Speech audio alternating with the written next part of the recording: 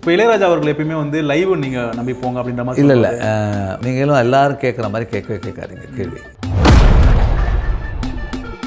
நீங்கள் இனிமேல் இந்த மாதிரிலாம் கேட்காதீங்க. ஒரு காலத்தில் பாட்டு ஹிட்டாகிருக்கு, இப்போ ஹிட்டாகலன்றதுலாம் அதெல்லாம் தப்பானது. இல்லை நான் கேட்குறேன் என்னன்னா இறைச்சலாக இருக்குது அப்படின்ற மாதிரியான ஒரு இறைச்சல் என்ன சொல்கிறீங்க? என்ன இறைச்சல்னா என்ன சொல்கிறேன்? டமால் பாத்திரத்தை போட்டு உடைக்கிறாங்களா? இல்லை அது சவுண்ட் ஆஃப் லேயர் அப்படி வந்துடுச்சு. அந்த சவுண்ட் அவங்க உற்பத்தி பண்ணுறாங்க, அதை தான் அவங்க கொண்டு வரணும்னு நினைக்கிறாங்க. அவங்களோட எண்ணமே அதை போது அது சரியில்லைன்னு சொன்னால் நீங்கள் பாட்டு கேட்காம இருங்க, அவ்வளோதான். நீ எந்த ஊரு நான் எந்த ஊரு முகவரி தேவையில்லை, உன்னை யாரோ பெத்து இருக்க என்னை யாரோ பெத்து இருக்க, ஆனாலும் நீ நானும் அண்ணன் தம்பிடா. பேரரசு வந்து லிரிக்கை எழுத சொன்னார், அவர் டம்மியாக எழுதி கொடுத்தாரு. இப்போ இருக்கிற பாட்டு டம்மியாக எழுதின லிரிக் அது. விஜய் சார் வந்து கேட்குறாரு, அவருக்கு பிடிக்குமா பிடிக்காதான்னு. நல்லா இருக்கு, பக்காவாக இருக்குது சார், எக்ஸலண்ட் தான் சார், சூப்பர் சொல்லிட்டு போயிட்டார் அவர்.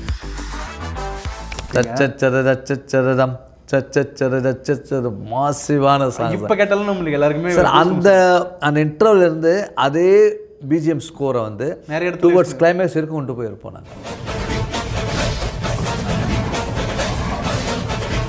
எப்பயுமே ஒவ்வொரு காலகட்டத்துக்கு ஒரு சிறப்பானவர்கள் இருந்துகிட்ருப்பாங்க சார்.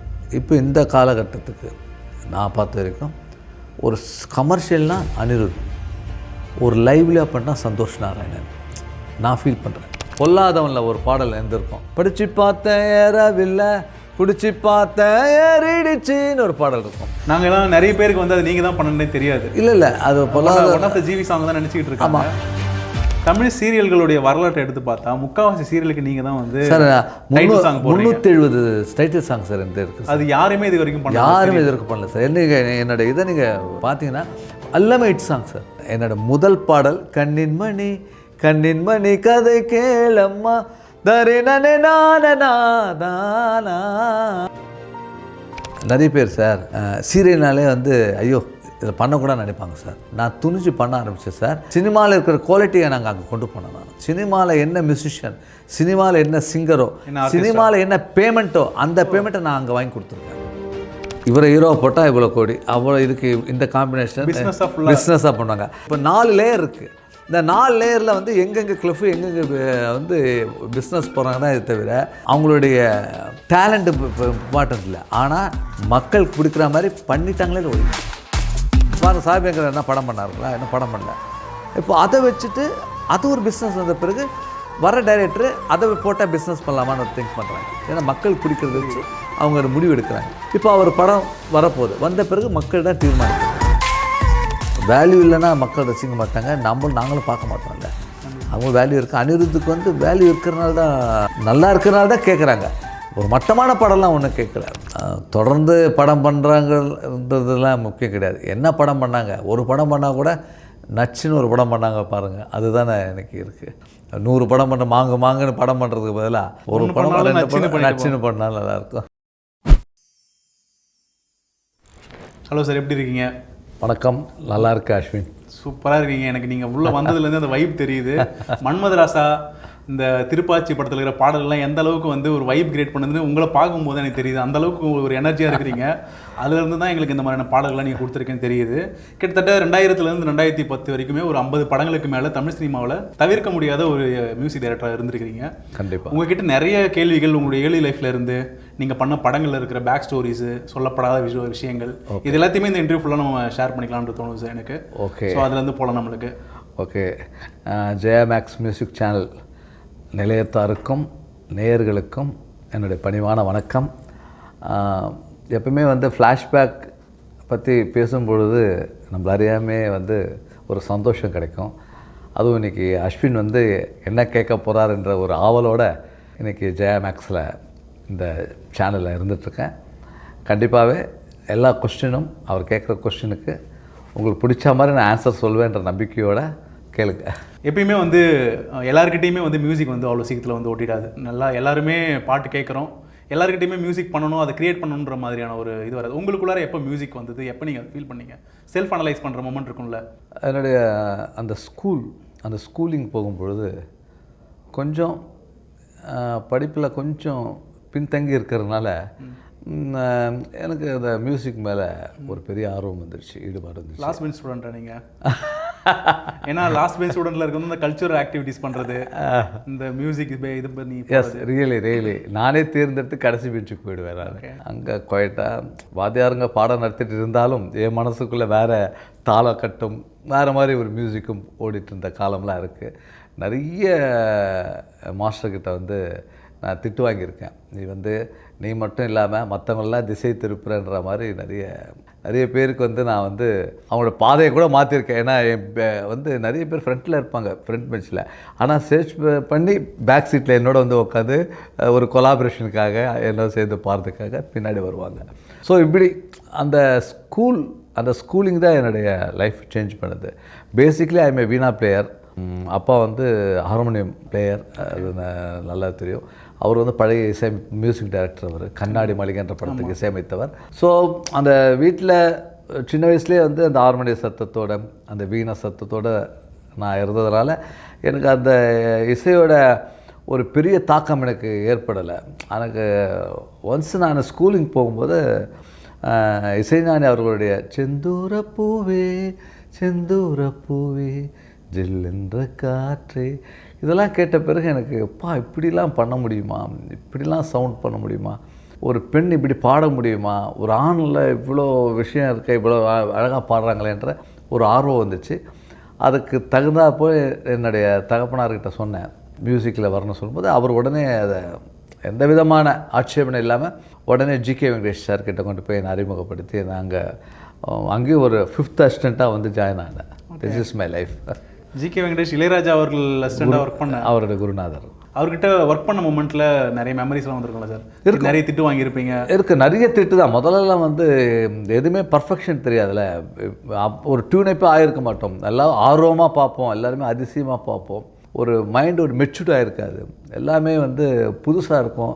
நம்ம என்ன பண்ண போகிறோம் அதிக பிரசிங் தான் நிறைய இருக்கும். அவர் வந்து கம்போஸ் பண்ணும்போது நான் நொட்டேஷன் எழுதணும்.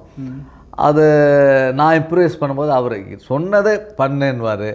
அதை உடனே நான் யோசிப்பேன், ஐயோ இப்படி சொல்லிட்டாரு, சரி அவர் சொல்கிற மாதிரியே பண்ணுவோம் சொல்லிட்டு நான் அதை ஓட்டேக்கெலாம் பண்ணதில்லை. ஏன்னா நான் என் குருநாதர்கிட்ட படித்த விதமே வந்து இப்படி தான் பர்ஃபெக்ஷனாக படி இப்படிலாம் சொல்லலை, ஒரு அனுபவம் தான். அவங்க பாட நான் கேட்டிருக்கேன். அவங்க அந்த ஒரு வாட்டி சொல்லி கொடுத்தாங்கன்னா அதை நான் நிறைய வாட்டி ப்ராக்டிஸ் பண்ணி என்னுடைய நாலேஜை நான் வந்து டெவலப் பண்ண ஆரம்பித்தேன். ஸோ எல்லாமே வந்து நம்ம நினைப்போம் மியூசிக் வந்து சிலருக்கு தான் வரும், சிலருக்கு தான் வராதெல்லாம் இப்போ கிடையவே கிடையாது. எல்லாருக்கும் வரும். என்ன மாதிரி மரமண்டைகள் கூட வந்து மியூசிக் ஈஸியாக வரும். காரணம் என்னென்னா, எந்த தொழிலும் நம்ம ஆர்வமாக அதில் உண்மையாகவே படிக்க ஆரம்பித்தோன்னா அது கண்டிப்பாக வரும். அதில் நான் வந்து என்னோடய இசைத்துறையை, என்னோடய இசை அதை வந்து உண்மையாக படிக்க ஆரம்பித்தேன், அதை ரசிக்க ஆரம்பித்தேன்.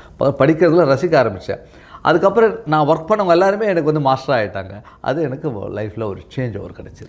ஜிகே வெங்கடேஷ் கிட்ட ஒர்க் பண்ணி முடிச்சதுக்கப்புறமா அடுத்து யாராக இருக்கலாம் சார் நீங்கள் ஒர்க் பண்ண ஆரம்பிச்சு? நிறைய பேர்கிட்ட வந்து உதவி இசையமைப்பாளராக ஒர்க் பண்ணேன். அதாவது அந்த காலத்தில் வந்து இப்போ இருக்கிற மாதிரி 1 by 1 வந்து ரெக்கார்ட் பண்ணக்கூடிய வசதி அந்த காலத்தில் இல்லை. இதை நான் சொல்கிறது வந்து 80s 90s அந்த மாதிரி அந்த 84 தான், நான் 83 நினைக்கிறேன் நான் என்ட்ரி ஆனது. சார் 82 ஸோ அப்போல்லாம் வந்து என்னென்னா வந்து ஃபுல் ஆர்கெஸ்ட்ரா வச்சு பண்ணுவாங்க. ஸோ ஒரு இக்கட்டான ஒரு சூழ்நிலை. ஜிகே வெங்கடேஷ் அவருடைய ரெக்கார்டிங் நடக்குது. அப்போது எல் வைத்தியநாதன் சார் தான் கண்டக்ட் பண்ணார். அன்றைக்கி ஏதோ வர முடியல, அவரால் வர முடியல. அப்போ வந்து அவருக்கு அடுத்த அசிஸ்டன்ட் வந்து குணசிங் தான் இருக்கார். அவருக்கு கண்டக்ட் பண்ண வேண்டியது. அவர் என்ன சொன்னார், நீ பண்ணு சொல்லிட்டு எனக்கு அவர் நோட்டேஷன் கொடுத்து ஒரு ரீலை வந்து கண்டக்ட் பண்ண சொன்னார். அது கண்டக்ட் பண்ணோடனே அன்றைக்கி மியூசிஷியன்லாம் சேர்ந்து ஆரவாரமாக கைத்தட்டினாங்க. நான் ஃபஸ்ட் டைம் கண்டக்ட் பண்ணேன். அது வந்து ஒரு கன்னட படம், மக்கள் இரளவா மனத்தும்பான்னு ஒரு கன்னட படம். அது பெரிய ஃபேமஸான லக்ஷ்மியும் வரதன் சாரும் நடித்த ஒரு படம். அந்த படத்துக்கு நான் கண்டக்ட் பண்ண ஆரம்பித்தேன். சங்கர் நாக் நடித்த படம். அதிலேருந்து எனக்கு அந்த ஒரு நாளே வந்து என் லைஃப் மாறிடுச்சு. நிறைய பேர் கூப்பிட ஆரம்பித்தாங்க. அதுக்கப்புறம் வந்து ராஜ்கோட்டி, அப்புறம் வந்து கேவி மகாதேவன் சார், MS விஸ்வநாதன், அப்புறம் இசைஞானிக்கிட்ட வீணா பிளேயராக இருந்தேன். இந்த மாதிரி நிறைய பேர், நிறைய சங்கர் கணேஷ் சார், கங்காமரன் சார், எல்லார்கிட்டையும் வந்து நிறைய, அதாவது அவங்களாம் பொக்கிஷங்கள். அவங்கக்கிட்ட வந்து நான் வந்து ஒரு டியூட்டராக போய் நான் ஜாயின் ஆகியிருந்து என்னை டெவலப் பண்ண ஒரு காலம் இருக்குது. அதே போல் வந்து நான் என்ன தான் டியூட்டராக அவங்ககிட்ட இருந்தால் கூட நான் கம்போஸ் பண்ணும்பொழுது யாருமே இந்த பாணி இதை வந்து கேப்சர் பண்ணணும்னு நினைக்கல. எனக்கு என்ன இண்டிவிஜுவலாக தோணுதோ அதை நான் பண்ண ஆரம்பித்தேன். ஃபர்ஸ்ட் நீங்கள் பண்ண படம் எப்படி சார் உங்களுக்கு அமைஞ்சுது? எப்படி என்ன? எனக்கு ஃபஸ்ட்டு படம் அமையல. எனக்கு வந்து சின்ன திரையில் சித்தின்ற ஒரு சீரியல் தான் எனக்கு அமைஞ்சுது. அதில் கண்ணின்மணி என்ற பாடல் தான் என்னோடய முதல் பாடல். ஆனால் நீங்கள் வசந்த வாசலில் பேக்ரவுண்ட் ஸ்கோர்லாம் பண்ணியிருந்தீங்க. அதுக்கு முன்னாடி வந்து வசந்த வாசலில் வந்து பேக்ரவுண்ட் ஸ்கோர்லாம் பண்ண ஆரம்பிச்சிட்டேன். நிறைய கன்னட படத்துக்கெலாம் வந்து என் பேரில் இண்டிவிஜுவல் பேரில் தினா பேரில் நிறைய பேர் எனக்கு வாய்ப்பு வந்துடுச்சு. ஏன்னா அப்போல்லாம் வந்து மியூசிக் டைரக்டர்ஸ் வந்து ஒன்லி சாங் தான் கம்போஸ் பண்ணுவாங்க. ஆர்ஆர் வந்து கம்போஸ் பண்ணுறது வந்து ரேராக இருந்துச்சு. அப்போது வந்து நிறைய ஃபிலிம் வந்து கன்னடம் தெலுங்குன்ட்டு எனக்கு அந்த ஆப்பர்ச்சுனிட்டி எனக்கு கிடச்சிது. கிரெடிட் போட்டு வருமா, கிரெடிட் இல்லாமல்? கிரெடிட் போட்டே நிறைய படம் வந்திருக்கு. தெலுங்கு படம் நிறைய வந்திருக்கு, கன்னட படம் வந்திருக்கு. கிரெடிட் என் பேர் தினான்னு போட்டே வந்திருக்கு. வசந்த வாசல் கூட நான் அப்போ மியூசிக் டைரக்டரே ஆகலை. அப்பயே நான் வந்து ரீரிகார்டிங் வந்து எனக்கு கிரெடிட் போட்டு கொடுத்தாங்க எனக்கு. அப்போ விஜய் அவர்களுடைய அந்த படம் அந்த விஷுவல்ஸ்லாம் பார்க்கும்போது எப்படி சார் இருந்தது? அப்போ எனக்கு விஜய் வந்து இவ்வளோ பெரிய மக்களை வந்து கவர்வார்ன்றது தெரியல, யாருக்கும் தெரியல. ஒரு புது ஹீரோ வந்த மாதிரி இருந்துச்சு. நல்லா ஒர்க் பண்ணோம். அதில் தான் சார். நீங்கள் அதுக்கப்புறமா பண்ண ஃபஸ்ட்டு படம் எப்படி சார் அமைஞ்சது? அது வந்து எனக்கு வந்து ஆப்பர்ச்சுனிட்டி. என்னுடைய டெலி ஃபிலிமும் சீரியலில் வந்து நிறைய பாடல்கள் இருந்து ஹிட் ஆச்சு. அம்மி அம்மி அம்மி மிதித்து, மெட்டி ஒலியில், அப்புறம் அண்ணாமலையில், உயிர்கள் பிறப்பது பாசத்திற்காக, இந்த மாதிரி நிறைய பாடல்கள் ஹிட்டாக கேஆர்ஜி ஃபிலிம்ஸ் வந்து தினாவை போடலாம்னு சொல்லிட்டு அவங்க டிபி கஜேந்திர சார் மூலியமாக எனக்கு அந்த வாய்ப்பு கிடச்சிது. ஃபஸ்ட் டைம் வந்து மிடில் கிளாஸ் மாதவன் என்ற படம் தான் எனக்கு கிடச்சிது. அது வந்து மிகப்பெரிய எனக்கு ஒரு டேர்ன் ஓவராக கிடச்சி. நான் நிறைய படம் வந்து அசிஸ்டண்ட்டாக இருந்தேன். எனக்குன்னு கிடைச்ச முதல் வாய்ப்பு வந்து மிடில் கிளாஸ் மாதவன். அந்த படத்துடைய காமெடிகள்லாம் இப்போ வரைக்குமே மீம் கிரியேட்டர்ஸ்லேருந்து நாங்கள் திரும்புகிற பக்கம் இன்டர்நெட் எந்த பக்கம்லாம் இருக்குதோ மீம் கிரியேட்டர்ஸ்லேருந்து என்ன சோஷியல் இஷ்யூ வந்தாலுமே எல்லாத்துக்குமே மீம் போட்டு கிரியேட் பண்ணுற மாதிரியான ஒரு படமாக இருந்தது. ஸ்டார்ட் டு எண்டு வரைக்குமே வந்து காமெடியில் பின்னி பெடல் எடுத்துருப்பாங்க விவேக் அவர்களும் வடிவேல் அவர்களும். அந்த படத்தை நீங்கள் ஃபஸ்ட்டு நீங்கள் தான் பார்த்துருப்பீங்க. ஒரு ஆமாம், நீங்கள் டபுள் பாசிட்டிவ் பார்க்கும்போது எப்படி இருந்தது? அந்த சார் டபுள் பாசிட்டிவ் பார்க்கும்போது என்னால் சிரிப்பு அடக்கவே முடியல. ஒரு ஃபேமிலி சப்ஜெக்ட்டு, ஆனால் அதை மீறி வந்து காமெடியாக கொண்டு வந்துட்டு அதை டைரக்டர் அவர் ட்ரையலாக பண்ணார். அதுக்கு உங்கள் 2 பேரும் பண்ண காமெடி வந்து நான் மட்டும் இல்லை, அதை ரீரிகார்டிங் பண்ணும் பொழுது வாசிக்கிற மியூசிஷியன் எல்லாம் சேர்ந்து சிரிக்க ஆரம்பித்தாங்க. அப்பயே அந்த படம் வந்து மக்கள்கிட்ட வந்து பெரிய அளவில் போய் சேரும்னு நினச்சோம். அதே மாதிரி 25 வருஷம் ஆகுது. இன்னமும் வந்து அது எப்போ அந்த சீன் போட்டாலும் பார்த்த சீரியல் திரும்பி பார்க்கும்போது கூட நமக்கு அறியாமல் 25 வருஷம் இல்லை, என்ன 50-100 வருஷங்கள் ஆனாலும் அந்த படம் வந்து இன்னும் பேசும். அண்ட் ஆல்சோ வந்து அந்த காமெடிக்கெல்லாம் வந்து நல்ல பேக்ரவுண்ட் ஸ்கோர் நீங்கள் கொடுத்துருப்பீங்க. ஆமாம், ஓப்பனிங்கில் அந்த வடிவேலு ஆட்டோவுக்கு பூஜை பண்ணுற அம்மா காலில் விழும்போது அந்த வீணையில் ஒரு அதெல்லாம் வந்து அல்டிமேட்டாக இருக்கும். ஸ்டில் இப்போவுமே அது கேட்கும்போது அந்த சிரிப்பு நம்மளுக்கு மைண்டில் வந்துட்டு போகும். சார் அந்த காமெடி பிஜிஎம்லாம் நீங்கள் என்ன மாதிரி ஒர்க் அவுட்? சார் காமெடி இப்போ நிறைய பேர் கம்போஸ் என்ன பண்ணால் காமெடி சிந்தான்னு சொல்லிட்டு அதை தள்ளி விட்டுடுவாங்க. சவுண்ட் ஏதோ ஒன்று கொடுத்துட்டு எஃபெக்ட்ஸாக போடுவாங்க. ஆனால் அது என்ஜாய் பண்ணி நம்ம காமெடி என்ஜாய் பண்ணி பண்ண ஆரம்பிச்சு வச்சுட்டுங்களேன், அது வந்து மக்கள்கிட்ட வந்து ரொம்ப அழகாக போய் சேர்ந்துருக்கு. அது எனக்கு ஒரு எக்ஸ்பீரியன்ஸ் என்னென்னா மிடில் கிளாஸ் மாதவன் தான். நான் அது சீரியஸாக பண்ணேன். ஹெவி சீனை விட காமெடி சீன் தான் அது நிறைய ஒர்க் பண்ணோம். ஒர்க் பண்ணி சின்ன கம்போஸ் பண்ணி சின்ன பிட்டு. இவர் வந்து விவேக் சாருக்கு ஒரு என்ட்ரி, வடிவேல் சாருக்கு ஒரு என்ட்ரி, எல்லாருக்கும் ஒரு என்ட்ரி ரொம்ப பிரமாதமாக அமைஞ்சு ஒரு படம். அவர் பெட்டில் கீழே வழுக்கி விழுந்துருப்பார். அப்போ கூட அந்த பேக்ரவுண்ட் ஸ்கோர்லாம் ரொம்ப ஃபன்னாக இருந்தது சார். சீரியஸ்லி இப்போ வரைக்குமே பார்த்தாலுமே ரொம்ப ஹாப்பியாக இருக்கும் அதெல்லாம் பார்க்கும்போது. நான் அதுக்கடுத்ததான் கிங் படம் உங்களுக்கு வந்தது. ஆமாம், பிரபு சலமன் கூட நிறைய படம் 2-3 படங்கள் பண்ணியிருந்தீங்க. ஆமாம், அந்த படம் எப்படி சார் வந்தது? என்ன சார் கிங் வந்து எனக்கு ரொம்ப டிசப்பாயிண்டான ஒரு படம் சார். நான் ரொம்ப அந்த படம் தான் என் லைஃப்பை வந்து புரட்டி போட போகுது. அப்படின்னா நான் டபுள் பாசிட்டிவ்லாம் பார்த்த உடனே என்னால் அந்த நாசரும் விக்ரம் நடித்த சீன்லாம் வந்து டுவர்ட்ஸ் கிளைமேக்ஸ் ஸ்னேகெல்லாம் அடிக்கும்போது ரியலி நான் வந்து இது வந்து ஒரு பெரிய காவியமாக போது நாங்கள் நினச்சிட்டு இருந்தோம். அது ரீரிகார்டிங்லாம் பண்ணுறோம், படம் பார்த்து பார்க்குறோம் கூட நல்லா இருக்குன்னாங்க. ஆனால் அந்த சமயத்தில் அது வந்து பெரிய அளவில் ஈடுபடாமல் போனது வந்து எனக்கு மிகப்பெரிய நானே ஃபெடப்பாயிட்டேன். இனிமேல் நம்ம சினிமாக்கே நம்ம லாக்கி இல்லை. ஏன்னா 2 படம் பண்ணிட்டோம், பெரிய இதில் வந்து சீரியலில் வந்து ஹிட் சாங் மாதிரி அதில் வரலையே. படம் நல்லா இருக்குது, பட் சாங் என்னால் புஷ்அப் பண்ண முடியல என்ற நான் உண்மையாகவே டிசப்பாயிண்ட் ஆகிட்டு, சரி நான் இனிமேல் சீரியல் பக்கமே போயிடலாமல் கூட நான் வந்து அப்போ எனக்கு மைண்டு எனக்கு தோணுச்சு. எனக்கு எதனால், எந்த ரீசனால் பாடல்கள் எதுவும் சார் மக்கள் வந்து ஏற்றுக்கணும் சார். எது பண்ணாலும் நம்ம என்ன பண்ணாலும் நம்ம திருப்தின்றது 2வது. ஆனால் நம்ம யாருக்காக பண்ணுறோம்? மக்களுக்காக பண்ணுறோம். அவங்க திருப்தி அடையணும் இல்லை, அந்த படம் ஓடலை, அந்த படம் வந்து அந்த சாங்கை வந்து கொண்டாடலை, அந்த சாங்கை பெரிய அளவில் கொண்டு வரலன்னு சொன்ன உடனே என்ன ஆகிடுது நமக்கு மைண்ட்ஸில் ஒரு இப்போ இன்றைக்கி பாருங்கள் மெட்டி ஒலிலாம் பாடல் வந்து வந்து ஒரு நாள் ரிலீஸ் ஆகுதுன்னா அடுத்த நாளே வந்து உலகத்தில் இருக்க தமிழ் எல்லாருமே அதை பற்றி பேச ஆரம்பித்தாங்க. இந்த படம் ஏன் பண்ணலைன்னும் போது எனக்கு ரொம்ப டிசப்பாயின்மெண்ட், உண்மையாக ஃபெடப் ஆகிட்டேன். இல்லை, எனக்கு ஒரு டவுட் இருக்கு. எப்பயுமே மியூசிக் டைரக்டருக்கு வந்து டேரக்டர் வந்து எந்த டியூனை வந்து பிக் பண்ணுறாரோ ஒரு விஷயம் இருக்குல்ல சார். நீங்கள் மேபி வேறு நல்ல நல்ல டியூன் கொடுத்து பிரபு சலமன் சைட்லேருந்து டியூன் மிஸ் ஆனது அந்த மாதிரியா இல்லை எப்படி சார்? இல்லை அந்த மாதிரிலாம் கிடையாது. என்னதான் டைரக்டர் சுச்சுவேஷனோ கூட நமக்கு பிடிச்ச மாதிரி தானே அவங்க அது கடைசியில் அதில் ஓகே பண்ண போகிறாங்க. அவங்களுக்கு பிடிச்ச மாதிரிலாம் ஓகே பண்ணவே மாட்டாங்க. அதுதான் அது வந்து ஒரு நாம்கே வாசனுவாங்க அது. ஏன்னா ஒரு டைரக்டர் வராங்க, அந்த டைரக்டர் வந்து கம்போசர்கிட்டேருந்து எது பெஸ்ட்டு எடுக்கணும் தான் அவங்க திங்க் பண்ணி வருவாங்க. அவங்க வந்து நம்மளை டெஸ்ட் பண்ணுற அளவுக்குலாம் கிடையாது. ஏன்னா டெஸ்ட் பண்ணுற அளவுக்குலாம் இல்லையா, நம்ம தான் மக்கள்கிட்ட போய் சேர்ந்துட்டோன்னே எப்படி டெஸ்ட் பண்ண முடியும்? அவங்க படத்துக்கு என்னால் எவ்வளோ பண்ண முடியுன்றது வரும். அப்போது ஒரு காலகட்டத்தில் இந்த படத்துக்கு இந்த சுச்சுவேஷனுக்கு நான் பண்ண டியூனு அவருக்கு பிடிச்சிருக்கு, எனக்கும் பிடிச்சிருக்கு. அப்படி ஒர்க் பண்ணியும் 2 பேருக்கு பிடிச்சும் அது வந்து எடுபடாத போது தான் நமக்கு டிசப்பாயின்மெண்ட் ஆகுது இல்லை உங்களுக்கு. அப்போ யாரை சொல்லியும் குற்றம் இல்லை, இது யாரை சொல்லி தயாரிப்பாளர் சொல்லி குற்றம் இல்லை, டைரக்டர் சொல்லி குற்றம் இல்லை, ஆர்டிஸ்ட்டை சொல்லி குற்றம் இல்லை. எல்லாரும் அந்த படம் வந்து நல்லா வரும்னு நினச்சோம், ஆனால் அது வந்து பெரிய அளவில் போய் சேர ஃபெடப் ஆகிருக்கிறீங்க. அடுத்து தான் வந்து உங்களுக்கு திருடா திருடி அதுக்கு தான் சொல்கிறேனே, கிருஷ்ணகாந்த் தான் வந்து கிங்கு படம் எடுத்தவர், அந்த ப்ரொடியூசர் தான். சாலமன் வச்சுப்பார், பிரபுசாலை வச்சு பண்ணார். அதுக்கு அடுத்த படம் வந்து தனுஷை வச்சு சுப்பிரமணிய சிவா வச்சுட்டு திருடாத்திரிக்கு வரார், என்கிட்ட வந்து கேட்குறாரு. சரி விடுங்க தினா சார், அடுத்த படம் பண்ணுங்கன்னார். நான் உண்மையாக சொன்னேன், சார் வேணாம் சார், எனக்கு வந்து இந்த படம் செட் ஆகலை, கொஞ்சம் கேப் விடுறேன் சார், நான் அப்புறம் பண்ணுறேன் சார். நான் ரெஃப்யூஸ் பண்ணேன். திருடாத்திரியை வரலட்சுமியே வேணான்ற மாதிரி ரெஃப்யூஸ் பண்ணேன். அப்போது வந்து சுப்பிரமணிய சிவா வந்து இல்லை சார், பார்ட் வந்து உங்களுடைய இசையோ அந்த படத்தை யாரும் தப்பு சொல்ல, மக்கள்கிட்ட அந்த சமயத்தில் இது ஈடுபடலை, அதான் ஒரு பார்ட். விட எல்லாருக்கும் அது நடக்கிறதா சார், நீங்கள் இதை ட்ரை பண்ணுங்கள் சொல்கிறேன். நான் ஃபஸ்ட்டுலாம் ஒத்துக்கவே இல்லை சுப்பிரமணிய சிவாக்கு. அப்புறம் ஒரு 2-3 வாட்டி வந்து எனக்கு கதை மட்டும் கேளுங்க சொன்னேன். சரி கதை சொன்னார். கதை ரொம்ப நல்லா இருந்துச்சு, எனக்கு பிடிச்ச மாதிரி ஒரு லோக்கல் பேஸ்ட் பண்ணி யூத்து எனக்கு உண்மையாகவே பிடிச்சது எனக்கு.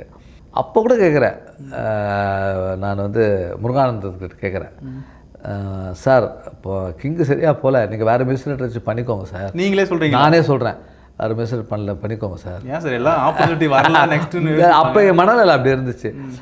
பண்ணிக்கோங்க சார்னு. இல்லை சார், அது நீங்கள் உங்கள் பார்ட்டுக்கு நல்லா தான் பண்ணீங்க, இதை ட்ரை பண்ணுங்கள் சார், அது ஏதோ மிஸ் ஆகிடுச்சு விடுங்க. நாங்களே ஃபீல் பண்ணல, தயாரிப்பாளர் நானே அதை பற்றி ஃபீல் பண்ணல, நீங்கள் ஏன் சார் ஃபீல் பண்ணுறீங்க? அதான் நானே ஃபீல் பண்ணேன், நீங்கள் ஏன் சார் பெருசாக ஃபீல் பண்ணுறீங்கன்னு சொல்லிட்டு என்னை வந்து டக்குன்னு மண்டையில் கொட்டுற மாதிரி ஒரு ஒரு வார்த்தையை சொன்னார். நானே ஃபீல் பண்ணல, நீங்கள் எதுக்கு சார் ஃபீல் பண்ணுறீங்க? கண்டிப்பாக அது ஒரு உத்வேகத்தை, அது ஒரு ஆமாம் யோசிச்சு பார்த்தேன். இப்போது நமக்கு பாடலாம் பண்ணால் நமக்கு எந்த லாஸும் இல்லை. மக்கள் நமக்கு வேலை பண்ண சம்பளம் வாங்கிடுறோம், அதை ஒர்க் பண்ணவங்களுக்கு சம்பளம் வாங்கி கொடுத்துட்றோம். படம் லாஸ் ஆனால் கூட நமக்கு எது பெருசாக அதில் வந்து கிடையாது. ஏன்னா நம்ம ஒரு எய்ம் வச்சுட்டு போயிடும், படம் பெரிய ஹிட்டாக இருக்கும், ஒரு எய்ம் வச்சுருப்போம், அது மிஸ் ஆகிருக்கும். ஆனால் தயாரிப்பாளருக்கு அது இல்லை. டோட்டலாக அவங்க அந்த பணத்தை எவ்வளோ பணத்தை இன்வெஸ்ட்மெண்ட் பண்ணியிருப்பாங்க. அவரே வந்து பரவாயில்ல சார், இந்த படம் நான் எடுக்க போகிறேன், நீங்கள் தான் மியூசிக் கம்பல் பண்ணுறாரு. சரி பண்ணலான்னு தான் உட்காந்தோம். That's all. மாறிடுச்சு கதையே. திருடா திருடி கதையை உங்ககிட்ட நரேட் பண்ணியிருப்பார்ல சுப்பிரமணிய சிவா அவர்கள். ஆமாம். எப்படி அந்த ஃபீல் இருந்தது? ஸ்டார்ட் டு எண்ட் வந்து ஃபுல்லாகவே காமெடி படம் தான் அது. சீரியஸ்னு பார்த்தா நடுவில் அந்த அப்பா சீரியல் வர சீன்ஸ் வரும்போது மட்டும்தான் கொஞ்சம் சீரியஸ். இல்லை சுப்பிரமணிய சிவா சார் வந்து மக்கள் அப்போ என்ன ரசிப்பாங்கன்ற ஒரு தன்மையோடு தான் அந்த கதை கிட்ட சொன்னார். அவர் சொன்ன சீன் எல்லாமே சூப்பராக இருந்துச்சு, அதில் ஒன்றும் கூட எங்களுக்கு டவுட்டது இல்லை. பண்ண போகிறது வந்து தனுஷ் அப்போ வந்து அப்கமிங்காக வந்துட்டுருக்காரு. அதுக்கு முன்னாடி 2 படம் தான் வந்திருக்காரு. ஆனால் அவர் 2 படம் முன்னாடிலாம் வந்து இந்த மாதிரி கேரக்டர், ஒரு ஃபன்னி பாய் மாதிரி கேரக்டர் பண்ணல, சீரியஸான கேரக்டர், லவ் ஃபெயிலியர் அந்த மாதிரி ஒரு கேரக்டரில் பண்ணிகிட்ருக்காரு. அவர் வந்து இதில் வரார் சொல்லும்போது எனக்கு நம்பிக்கை இருந்துச்சுங்க. ஒரு 7 படம் வரைக்கும் ஆடியன்ஸ் வந்து லைக் பண்ணுவாங்க. அதாவது ஒரு புது ஹீரோவை போலீஸ் வேடத்தில் பார்க்கணுன்னு நினைப்பாங்க, ஒரு புது ஹீரோவை காலேஜ் வேடத்தில் பார்க்கணும்னு நினைப்பாங்க, ஒரு புது ஹீரோ ஒரு சோகத்தில் பார்க்கணும் இருப்பாங்க. ஒரு மாதிரி ஒரு 7 கேரக்டர் இருக்கும். கண்டிப்பாக அதை வந்து தாண்டிட்டாங்கன்னா அவங்க உண்மையாக இப்போ ரியல் ஹீரோ. அதுக்கப்புறமா மாஸ்க் வந்துருவாங்க. அப்புறம் மாஸ் வந்துடும். இதில் வந்து அவர் பண்ண 2 ஜோனல் வின் ஆயிட்டார். ஒன்று வந்து ஒரு ட்ராஜடி, ஒன்று வந்து ஒரு ஃபீல், ஒரு லவ் ஃபீல். அது 2 ஆயிடுச்சு.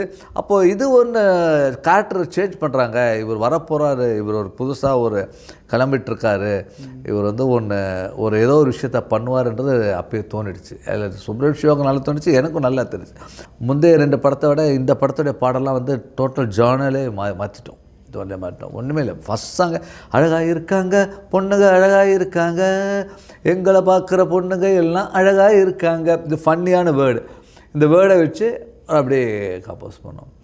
அப்புறம் வந்து இன்னொரு எனக்கு பிடிச்ச ஒரு சாங், உன்னை பார்த்த பிறகுதான் நம்ம பாட்டு சார் அந்த என் சோதனை காலம் தரினா தானே தரினா ஏதானே நான் பேர் திட்டுற மாதிரி.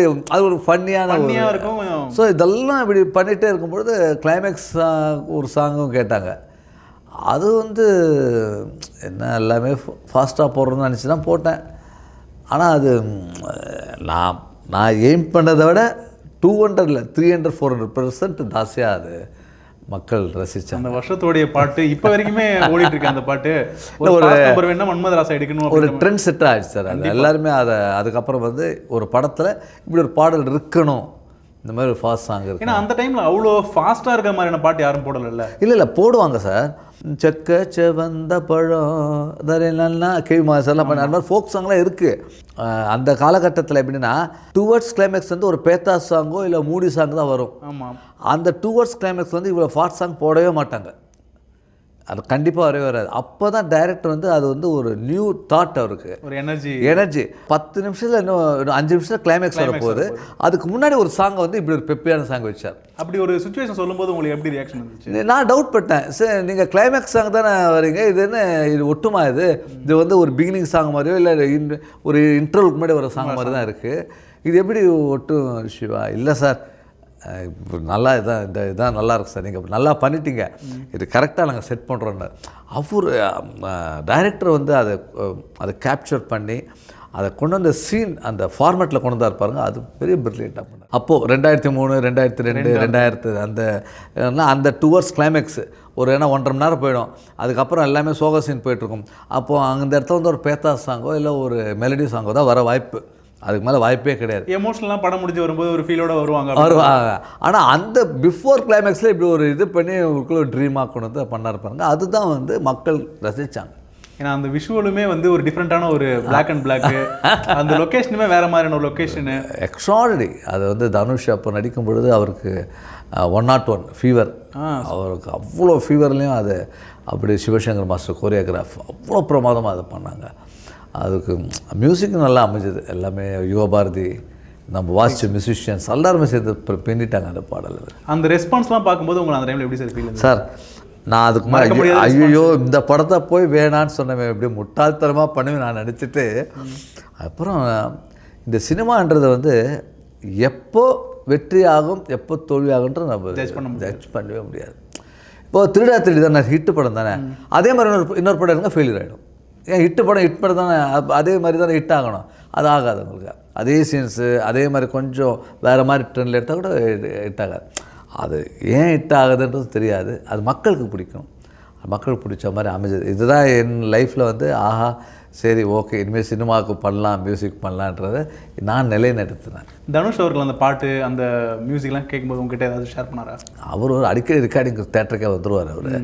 அவர் அப்போது அப்கமிங் ஹீரோ தானே. அப்போ அவர் எங்கள் ஸ்டுடியோ பக்கத்தில் தான் அவர் வீடு இருந்துச்சு. அப்போது அடிக்கடி வந்து ஒவ்வொரு சாங் வந்து இன்ட்ரெஸ்டாக நின்று கேட்டு சார் இது நல்லாயிருக்கு இது நல்லாயிருக்கு இப்படி பண்ணலாம் சார். இப்போ நிறையா தனுஷ்கிட்ட என்னென்னா நிறைய ஐடியாலஜி நிறைய இருக்கும்.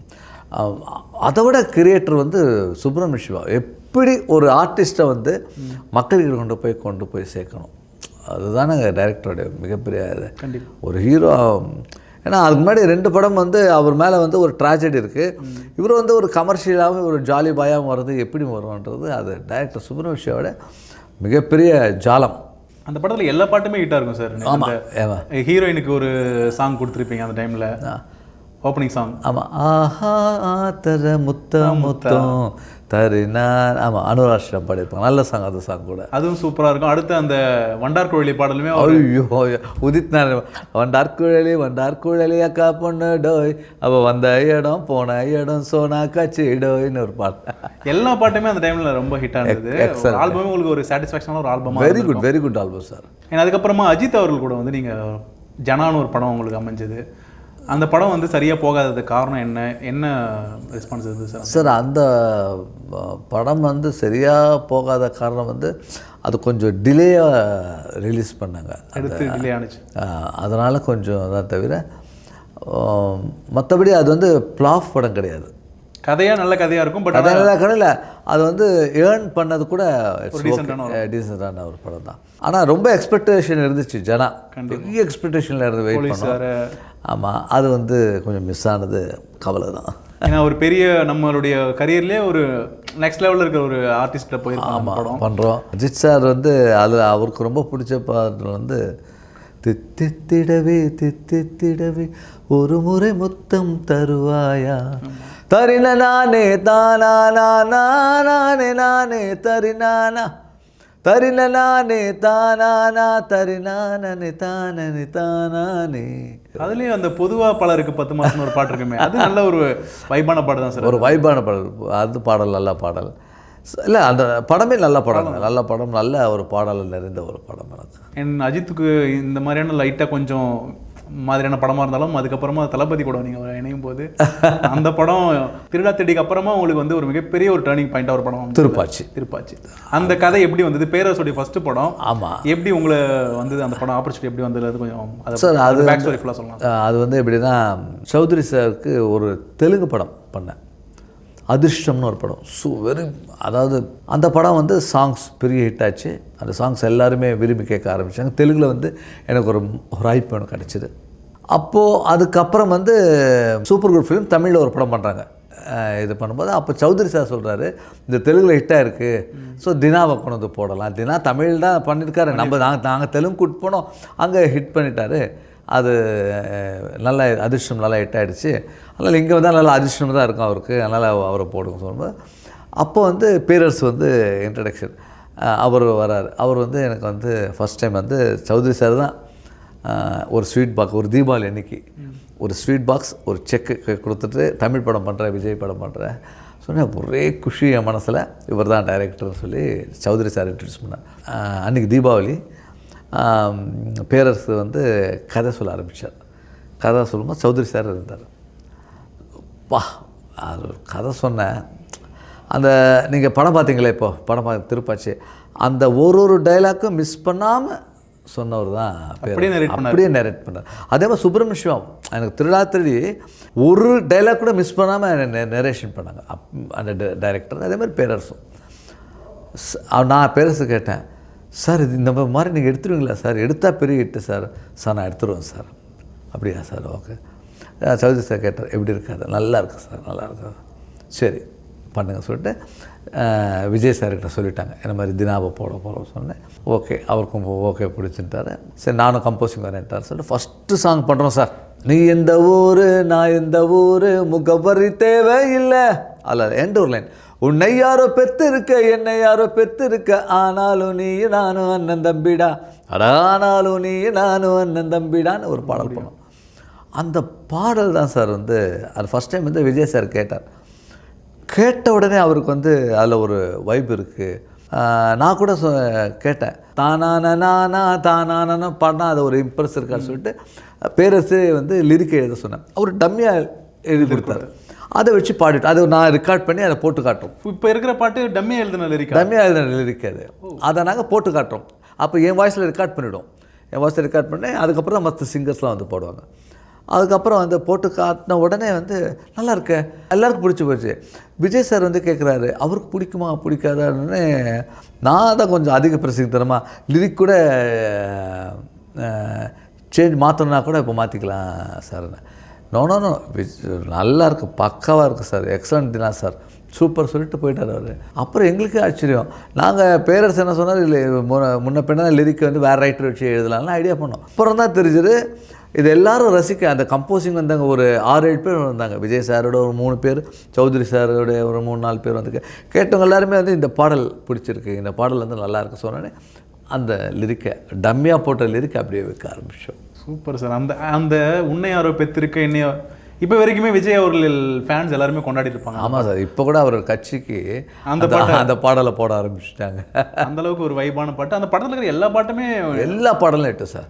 அதில் இம்பார்ட்டண்ட்டாக இன்னொரு சாங் கும்பிட போனது அந்த டைமில் ஒரு பீக்கில் போன பாட்டு, அது கோவில்ல இருந்து ஒரு வைபான பாட்டு. அந்த பாட்டு எப்படி சார் அந்த சுச்சுவேஷன்? சார் அந்த மாதிரி ஒரு சுச்சுவேஷன் யாருக்கும் கிடைக்காது சார். அப்படி ஒரு கமர்ஷியல் மூவியில் ஒரு டிவோஷனல் சாங் கிடைக்குமா? கண்டிப்பாக அது யாருமே அக்செப்ட் பண்ணியிருக்க மாட்டாங்க. அங்கே ஒரு அது இப்போ கூட ஆடி மாதம் கூழ் ஊற்றுற எல்லா கோயிலும் அந்த பாடலை போடுறாங்க, என்னை கூப்பிட்றாங்க. அந்த கூழ் ஊற்றும் போது நீங்கள் நில்லுங்க, பக்கத்தில் நில்லுங்க சொல்லிட்டு இந்த பாட்டை போடுறாங்க. ஸோ அது ஒரு வைபாக அமைஞ்சிடுச்சு. அப்போ அதெல்லாம் கடவுளுடைய ஆசீர்வாதம் தான். அப்படி ஒரு கமர்ஷியல் மூவியில் கும்பிட போனதேன்னு ஒரு பாடல் அமைஞ்சது வந்து என்னோடய பிராப்தம்.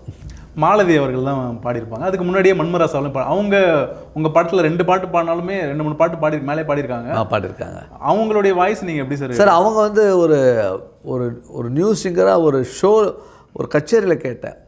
மாணிக்க விநாயகர் சார் மூலமா அந்த கச்சேரியில் கேட்டேன். அப்போ வந்து அவங்க அந்த பாடின விதம் ஒரு ஃபீமேல்னாலே வந்து கொஞ்சம் சாஃப்டாக பாடணும்னு நினைக்கிறேன். அப்படி தான் நம்ம கேட்டிருப்போம்.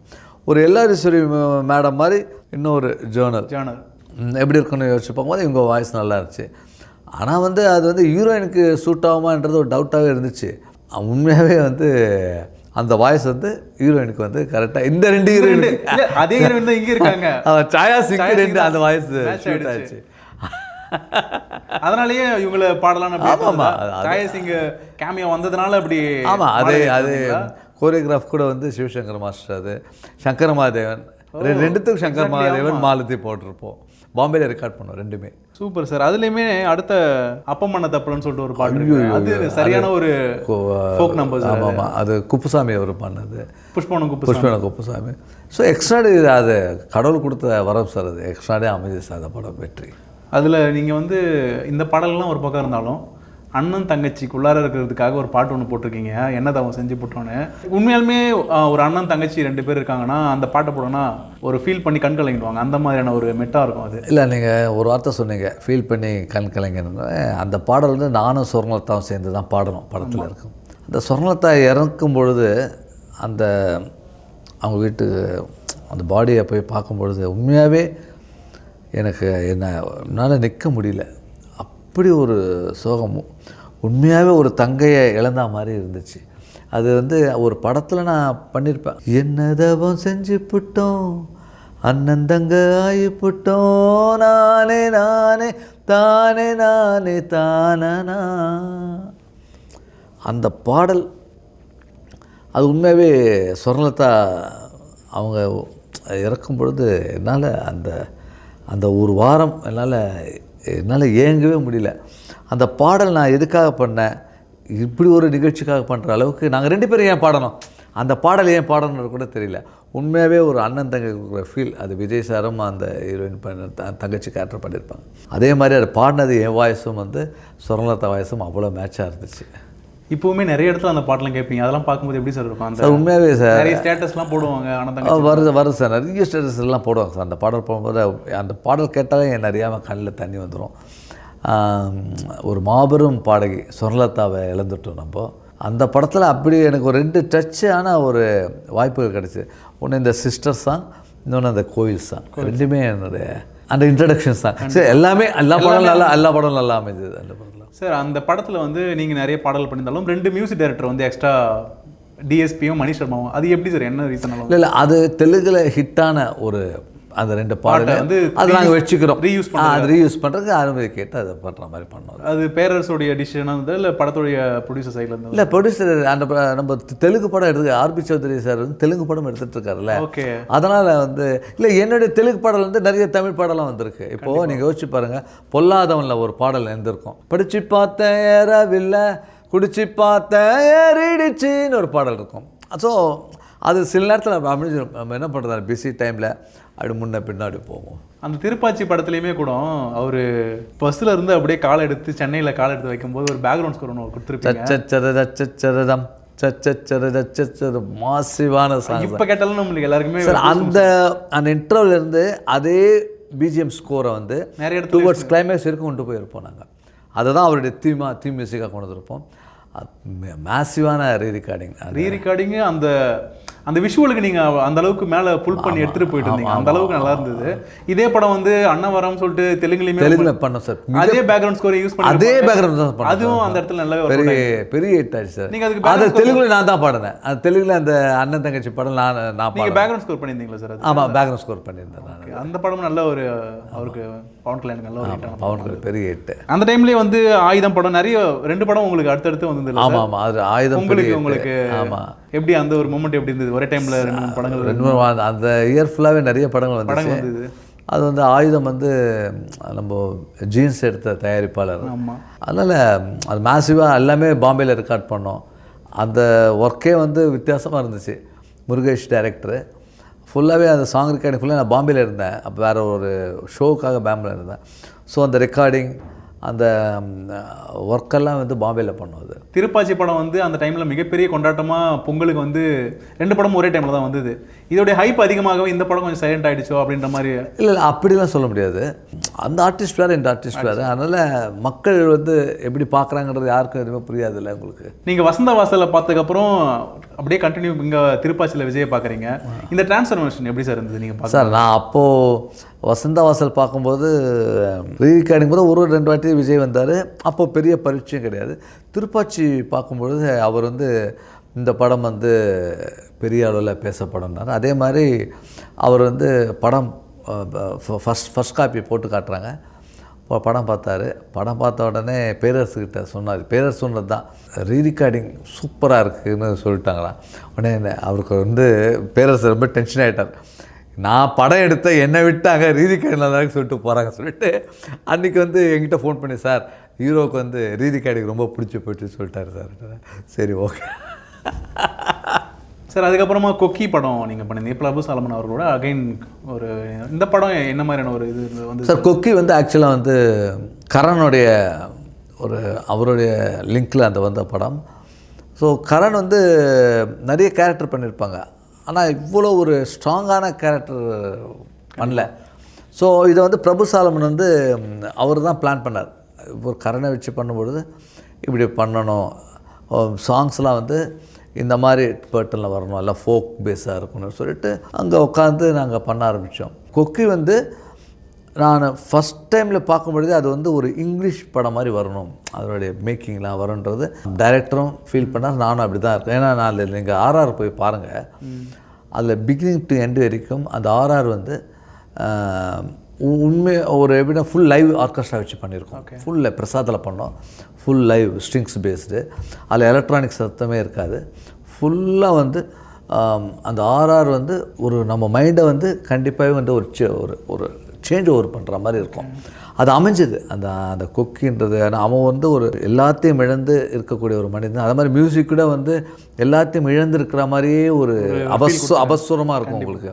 அந்த படம் வந்து ரீரெக்கார்டிங் வந்து எனக்கு ரொம்ப பிடிச்ச படம். மக்களும் நல்லா ஏற்றுட்டாங்க சார். வெரி குட் படம். நல்ல டைம் அந்த டைமில் கொஞ்சம் நல்ல படம் சார். ரெஸ்பான்ஸ் இருந்தது. நீங்கள் வந்து இந்த ஆண் பாவத்துடைய சீக்குவலாக ஒரு படம் ஒன்று எடுத்துருந்தாங்க, கைவந்த கலைன்னு சொல்லி. ஆமாம், அந்த படம் எப்படி சார்? என்ன சொல்லி சார்? அது வந்து எனக்கு பாண்டியராஜன் சார் வந்து அவர் பையன் நடித்த படம். ஹீரோவா? ஆமாம், கொண்டு வந்தாங்க. இவர் தான் டைரக்டர் வந்து பாண்டியராஜ் சார் தான். பாண்டியனும் நடிச்சிருந்தார்ல? ஆமாம், அவர் நடிச்சிருந்தார் சார். அது எப்படின்னா சார், பாண்டியராஜ் சார் வந்து வெரி குட் டைரக்டரும் சரி. அவர் வந்து சினிமாவில் ரொம்ப வருஷமாக இருந்திருக்காரு. எப்படி அதை பையனை கொண்டு வரணும் ரொம்ப எக்ஸ்பெக்ட் பண்ணி அதை கொண்டு வந்தார் அதை. ஆனால் அவர் வந்து அந்த டார்கெட் வந்து அவர் உழைச்ச உழைப்புக்கு அது இன்னும் பெரிய ஹிட் படமாக ஆயிருக்கணும். ஆனால் அந்த காலத்தில் வந்து ஒரு ஆவரேஜ் படமாக அது ஒரு சீக்குவல் மாதிரி எடுத்து வந்திருப்பாங்கல்ல பாண்டியன் அந்த கதையெல்லாம் பார்த்து அதில். ஆமாம், அதுக்குன்னு அந்த மியூசிக்லாம் எடுத்து போட்டு அப்படி பண்ணோம். நல்ல ஒரு படம் சார் அது சார். அண்டு உங்களுடைய 25th படமும் வந்து கொஞ்சம் மீடியமான ஒரு படமாக அமையும்போது உங்களுக்கு என்ன ஒரு ஃபீல் கொடுத்தது? நீ வென்றா செல்லம்ன்றது தான் நினைக்கிறேன். இல்லை, நீ வென்றா செல்லம் நான் ஆர்பி சௌத்ரி சார் படம், அவருடைய இன்னொரு மகன் நடித்த படம். ஆமாம், ஜித்தன் ரமேஷ் நடித்த படம். இல்லை, அந்த படம் வந்து சாங்ஸ்லாம் நல்ல ஹிட்டான சாங்கு. அது ரொம்ப எக்ஸ்பெக்ட் பண்ணோம் சார் அது. ஆனால் அது எப்படி மிஸ் ஆனது தெரியல. இல்லை, எதுவுமே வந்து நான் பண்ண படம் எதுவுமே ப்ளாஃப்னு சொல்ல முடியாது, எல்லாமே ஆவரேஜாக அந்த எடுத்த அந்த என்ன கெப்பாசிட்டியில் அது எடுத்தாங்களோ அந்த அளவுக்கு அது ஓடலாம் படங்கள். அது சார் அடுத்தது வந்து நீங்கள் கருப்பசாமி குத்தகைதாரர்னு வடிவேலோடைய காமெடி இப்போ வரைக்கும் வந்து கருப்பசாமி குத்தகைதாரர் மறக்கவே முடியாது. அந்த படம் கரண் சார். கருப்பசாமி குத்தகைதாரில் வந்து எனக்கு ஒரு பிடிச்ச ஒரு கங்கை கரை தோட்டம் கன்னி பெண்கள் கூட்டம் கல்லல் நடுவினிலேன்னு ஒரு பாடல் இருக்கு, பழைய பாட்டு. அந்த மாதிரி ஒரு பாடல் பண்ணது தான் உப்பு கல் தண்ணீருக்கு தேக்கப்பட்டது தாரே நானே தாரே நானா தானே நான் ஒரு பாடல் பண்ணோம் பாம்பே ஜெயஸ்ரீ வச்சு. அந்த பாட்டு அந்த டைம் நல்ல மேசிவான ஹிட்டு சார், மேசிவான ஹிட்டு. அது எனக்கு மலேசியாவில் வந்து அந்த இயரில் வந்து ஸ்பெஷல் அவார்டு கொடுத்தாங்க மலேசியாவில் அந்த பாட்டுக்காக. அந்த பாட்டுக்காக நீங்கள் அடுத்து பொறி படம், ஐயோ அது ஒரு அதில் வந்து பேருந்தில் எனக்கு ஜன்னல் ஓரம் பின்வாசல் முற்றத்திலே துளசி மாடம் விடுமுறை நாட்களில் பள்ளிக்கூடம் விளையாட்டு நேரத்தில் செல்ல கோபம் ஆளில்லா நள்ளிரவில் கேட்கும் பாடல் அன்பே அன்பே நீ. செம்மையான பாட்டு சார். இப்போவுமே அந்த பாட்டு மெலோடியா நல்ல ஒரு வைபாக இருக்க ஒரு பாட்டு தான் சார் அது. இன்னும் பொல்லாதவன் படம் எப்படி சார் உங்களுக்கு அந்த ஒரு பாட்டை மட்டும் ஏன் கேட்டார்? நாங்கள் எல்லாம் நிறைய பேருக்கு வந்து அது நீங்கள் தான் பண்ணனே தெரியாது. இல்லை அது one of the GV song தான் நினச்சிக்கிட்டு இருக்காங்க. இல்லை அப்போ ஜிவி சாருக்கு கொஞ்சம் பிஸியான ஷெடியூல் இருந்துச்சு. அதனால் வந்து தனுஷ் சார் உடனே ஷூட்டிங் போனோம்.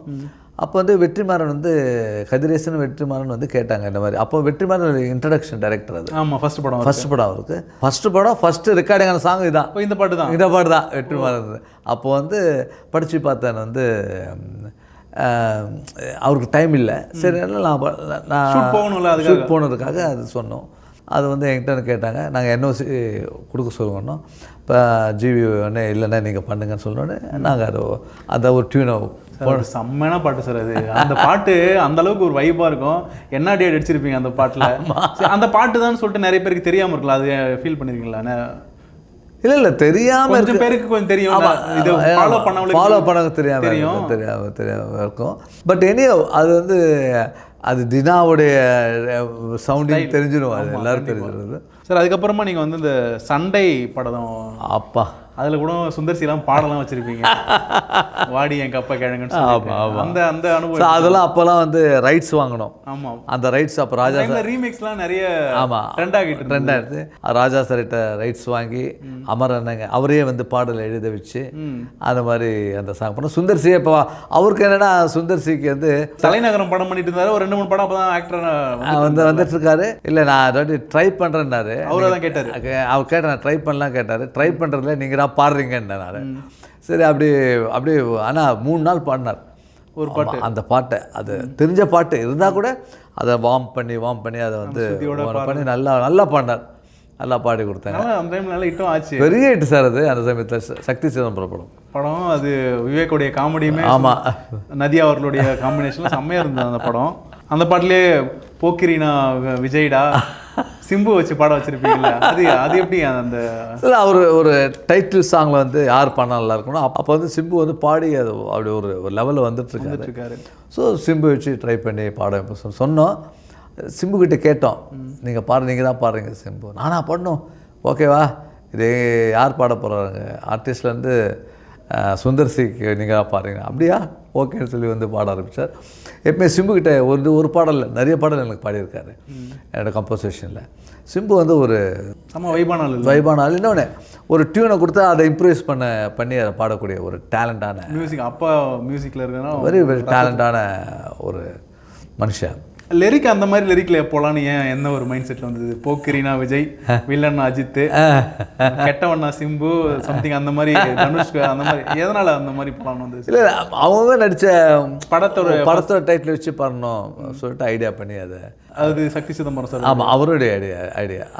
அதுக்கப்புறமா உங்களுடைய ஃபிலிமோகிராஃபியில் வந்து திண்டுக்கல் சாரதி, அது ஒன் ஆஃப் த ஒரு டேர்னிங் பாயிண்டான ஒரு பாடல். அதில் தான் வந்து அந்தோனி ராஜா அந்தோனி தாஸ் அதில் இன்ட்ரடியூஸ் பண்ணிட்டு இருந்தீங்க. அதில் ஆடி காத்துலேன்னு ஆமாம் அவருடைய வாய்ஸ் அதில் வாய்ஸ் ஸ்டார்ட் ஆகி அதுதான் ஒரு இன்ட்ரடக்ஷன் ஆகிறாரு. பெரிய ஹிட்டு, பெரிய ஹிட்.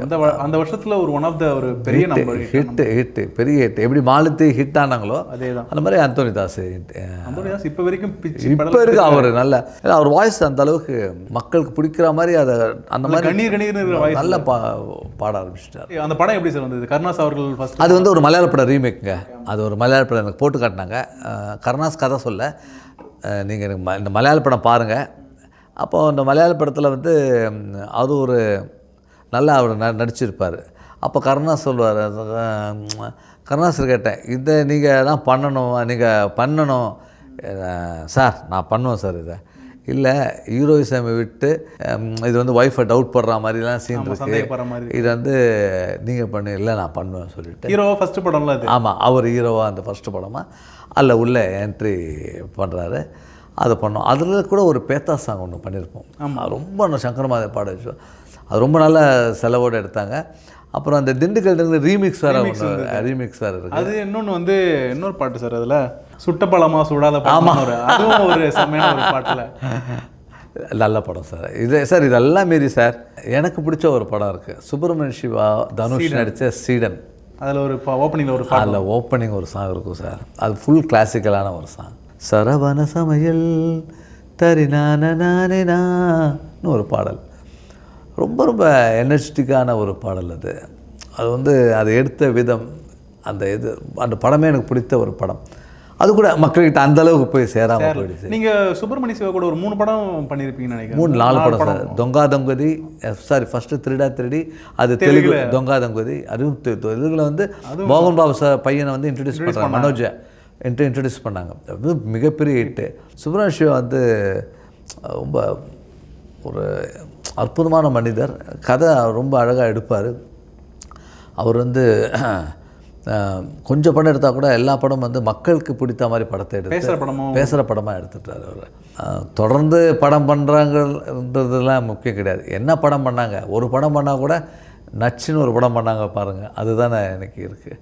100 படம் பண்ண மாங்குன்னு படம் பண்ணுறதுக்கு பதிலாக ஒரு படம் நச்சுன்னு பண்ணால் நல்லாயிருக்கும். அந்த திண்டுக்கல் சார் பேக் டு சொல்கிறேன் சார். அதில் கருணாஸ் ஹீரோவாக வரும்போது உங்களுடைய கமெண்ட்ஸ் என்ன இருந்தது? இல்லை எனக்கு வந்து ஏன்னா அவர் இப்போ வந்து ரீசெண்டாக கூட நான் ஏன்டா ஹீரோ ஆனேன் அப்படின்ற மாதிரி புலம்பிலாம் அவார்ட் ஃபங்க்ஷனில் சொல்லிட்டு இருந்தார். நான் இல்லை நானே வச்சுட்ட சூனியா அப்படின்ற மாதிரிலாம் சொல்லிட்டு இல்லை அப்படி சொல்ல முடியாது.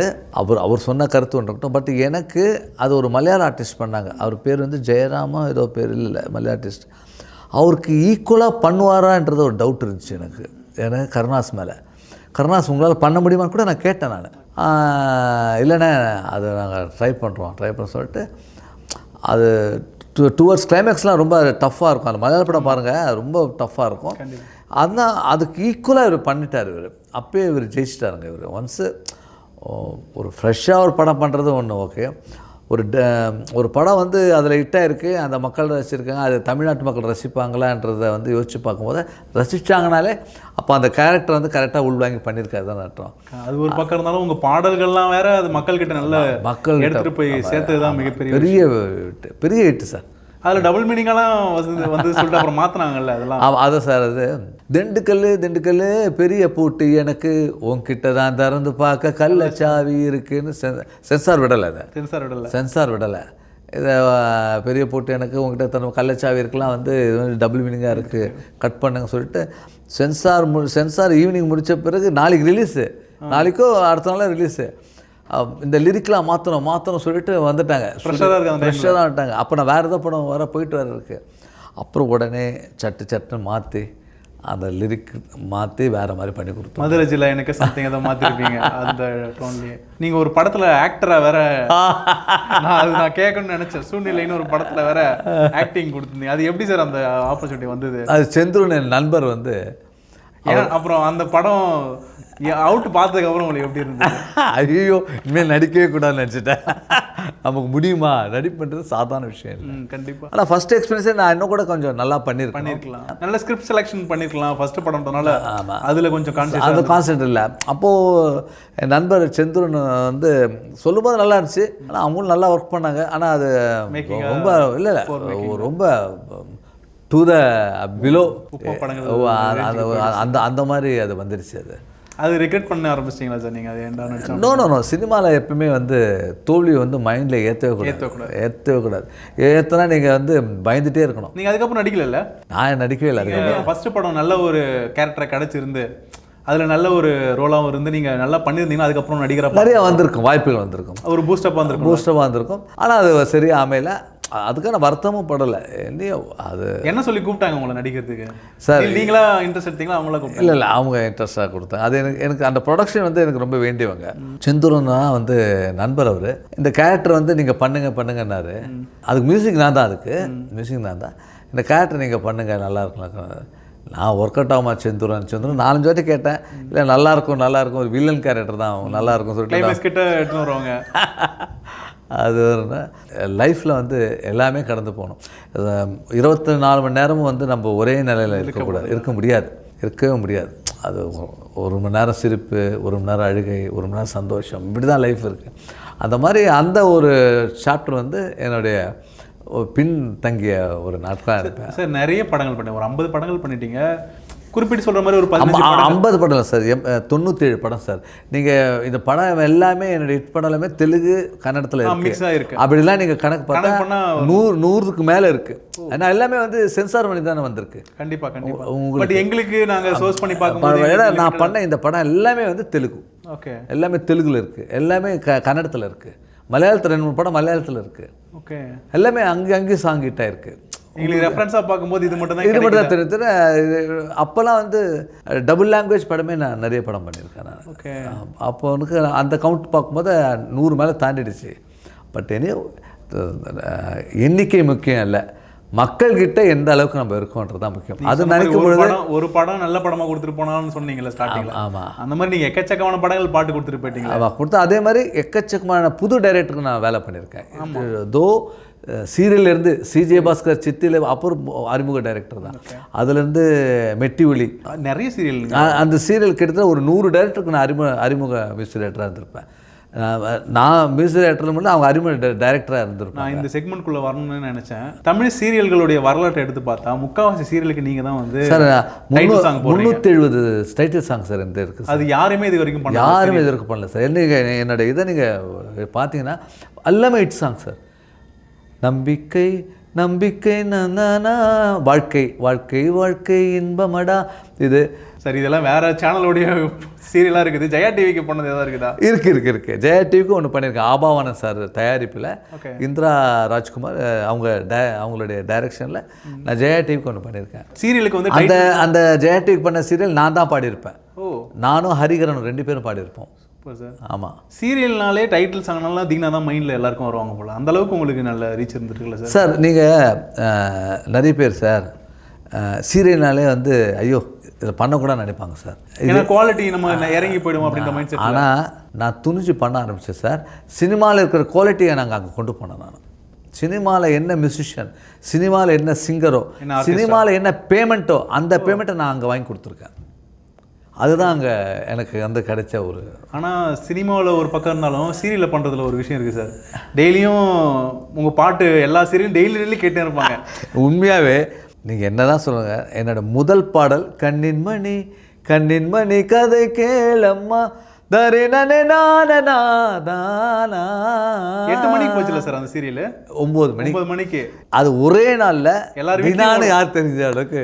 ஒரு பக்கம் நீங்கள் ரோட்டில் ஸ்ட்ரீட்டில் நடந்து போனால் எல்லார் வீட்லேயுமே ஓடும்ல, ஃபுல்லாக ஓடும் சார். அப்படியே இந்த வீட்டு தாண்டி அந்த பக்கம் போனால் அதோடைய இது ஓடும். ஒரு சந்தோஷம் சார். அது மக்களோட நான் இருக்கேன்ல சார். அப்படின்னா வந்து ஏதோ அவங்க வீட்டு பையன் மாதிரி தான். என்ன இது வரைக்கும் நான் எங்கே போனாலும், எந்த ஊருக்கு போனாலும், படத்தை விட நான் பண்ண சீரியஸாக மெட்டி ஒளிலாம் அதுக்கு எத்தனை ஃபேன்ஸ் இருக்காங்க. மலேசியாவுக்கு போகிறேன், எத்தனை ஃபேன்ஸ் இருக்காங்க. துபாயில் எத்தனை ஃபேன்ஸ் இருக்காங்க. அந்த மாதிரி நாடு கடந்தும் மாவட்டத்தை கடந்தும் நம்ம பார்க்கும் பொழுது இந்த serial songs 370 serial songs sir எல்லாமே ஹிட் சாங்காக வந்திருக்கு. நான் பெருமையாக சொல்லிக்க முடியாது சார். எல்லாம் கடவுள் கொடுத்த ஒரு வாழ்க்கை சார். நீங்கள் நிறைய படங்கள் பண்ணியிருக்கீங்களா? உங்களுக்கு மோஸ்ட் ஃபேவரட்டான ஒரு படங்கள்னால் உங்களுடைய ஃபில்மோகிராஃபியில் இதெல்லாம் சொல்லுவீங்க சார்? எனக்கு ரொம்ப சாட்டிஸ்ஃபேக்ஷனாக இருக்குது. எனக்கு நான் மியூசிக் துறைக்கு வந்து இந்த பாட்டெலாம் நான் பண்ணியிருக்கேன்ப்பா. எனக்கு இது இந்த ஜென்மத்தில் எனக்கு ஒரு திருப்தி கொடுத்துருக்கு அந்த மாதிரியான படங்கள் சார். எனக்கு வந்து கிங் எனக்கு ரொம்ப எனக்கு பிடித்த படம். எனக்கு ரொம்ப பிடித்த படம். ரெண்டாவது திருப்பாச்சி நான் பண்ணது ரியலி வந்து அது வந்து எனக்கு ரொம்ப பிடிச்ச படம். மூணாவது திருடா திருடி. இதெல்லாம் மூணு ஜேர்னலாக நான் நினைக்கிறேன். மற்ற எல்லா படமும் எனக்கு பிடிக்கும். ஒரு லிஃப்ட் பண்ணி கொண்டு வந்துரு தினான்னு யாரும் தெரியல கொண்ட 3 படங்கள் எனக்கு ரொம்ப பிடிச்ச படம். சார் நீங்கள் இந்த 2000 2010 வரைக்கும் பீக்கில் இருந்தீங்க. ஒன் ஆஃப் த ஒரு டாப் மியூசிக் டைரக்டர் தமிழ் இண்டஸ்ட்ரியில் இருந்தீங்க. ஆஃப்டர் 2010 அப்புறமா கொஞ்சமாக சேச்சுரேட் ஆக காரணம் என்னென்னு நீங்கள் என்ன சார்? அது என்னோடய கவனக்குறைவு தான் நான் சொல்லுவேன். நான் யூனியன் பக்கமாக போய் நான் என்னோடய ஆக்டிவிட்டீஸ் வந்து வெளிநாட்டுக்கு ஷோக்கு போகிறது, என்னோடய டேட்ஸை வந்து கொஞ்சம் அப்படி சிதறும் போது அது வந்து ஸ்லிப் ஆகிறதுக்கு மக்களுடைய ரசனையுமே கொஞ்சமாக சேஞ்ச் ஆக ஆரம்பிச்சுது. டிஜிட்டல் உலகம் உள்ள வர ஆரம்பிக்குது.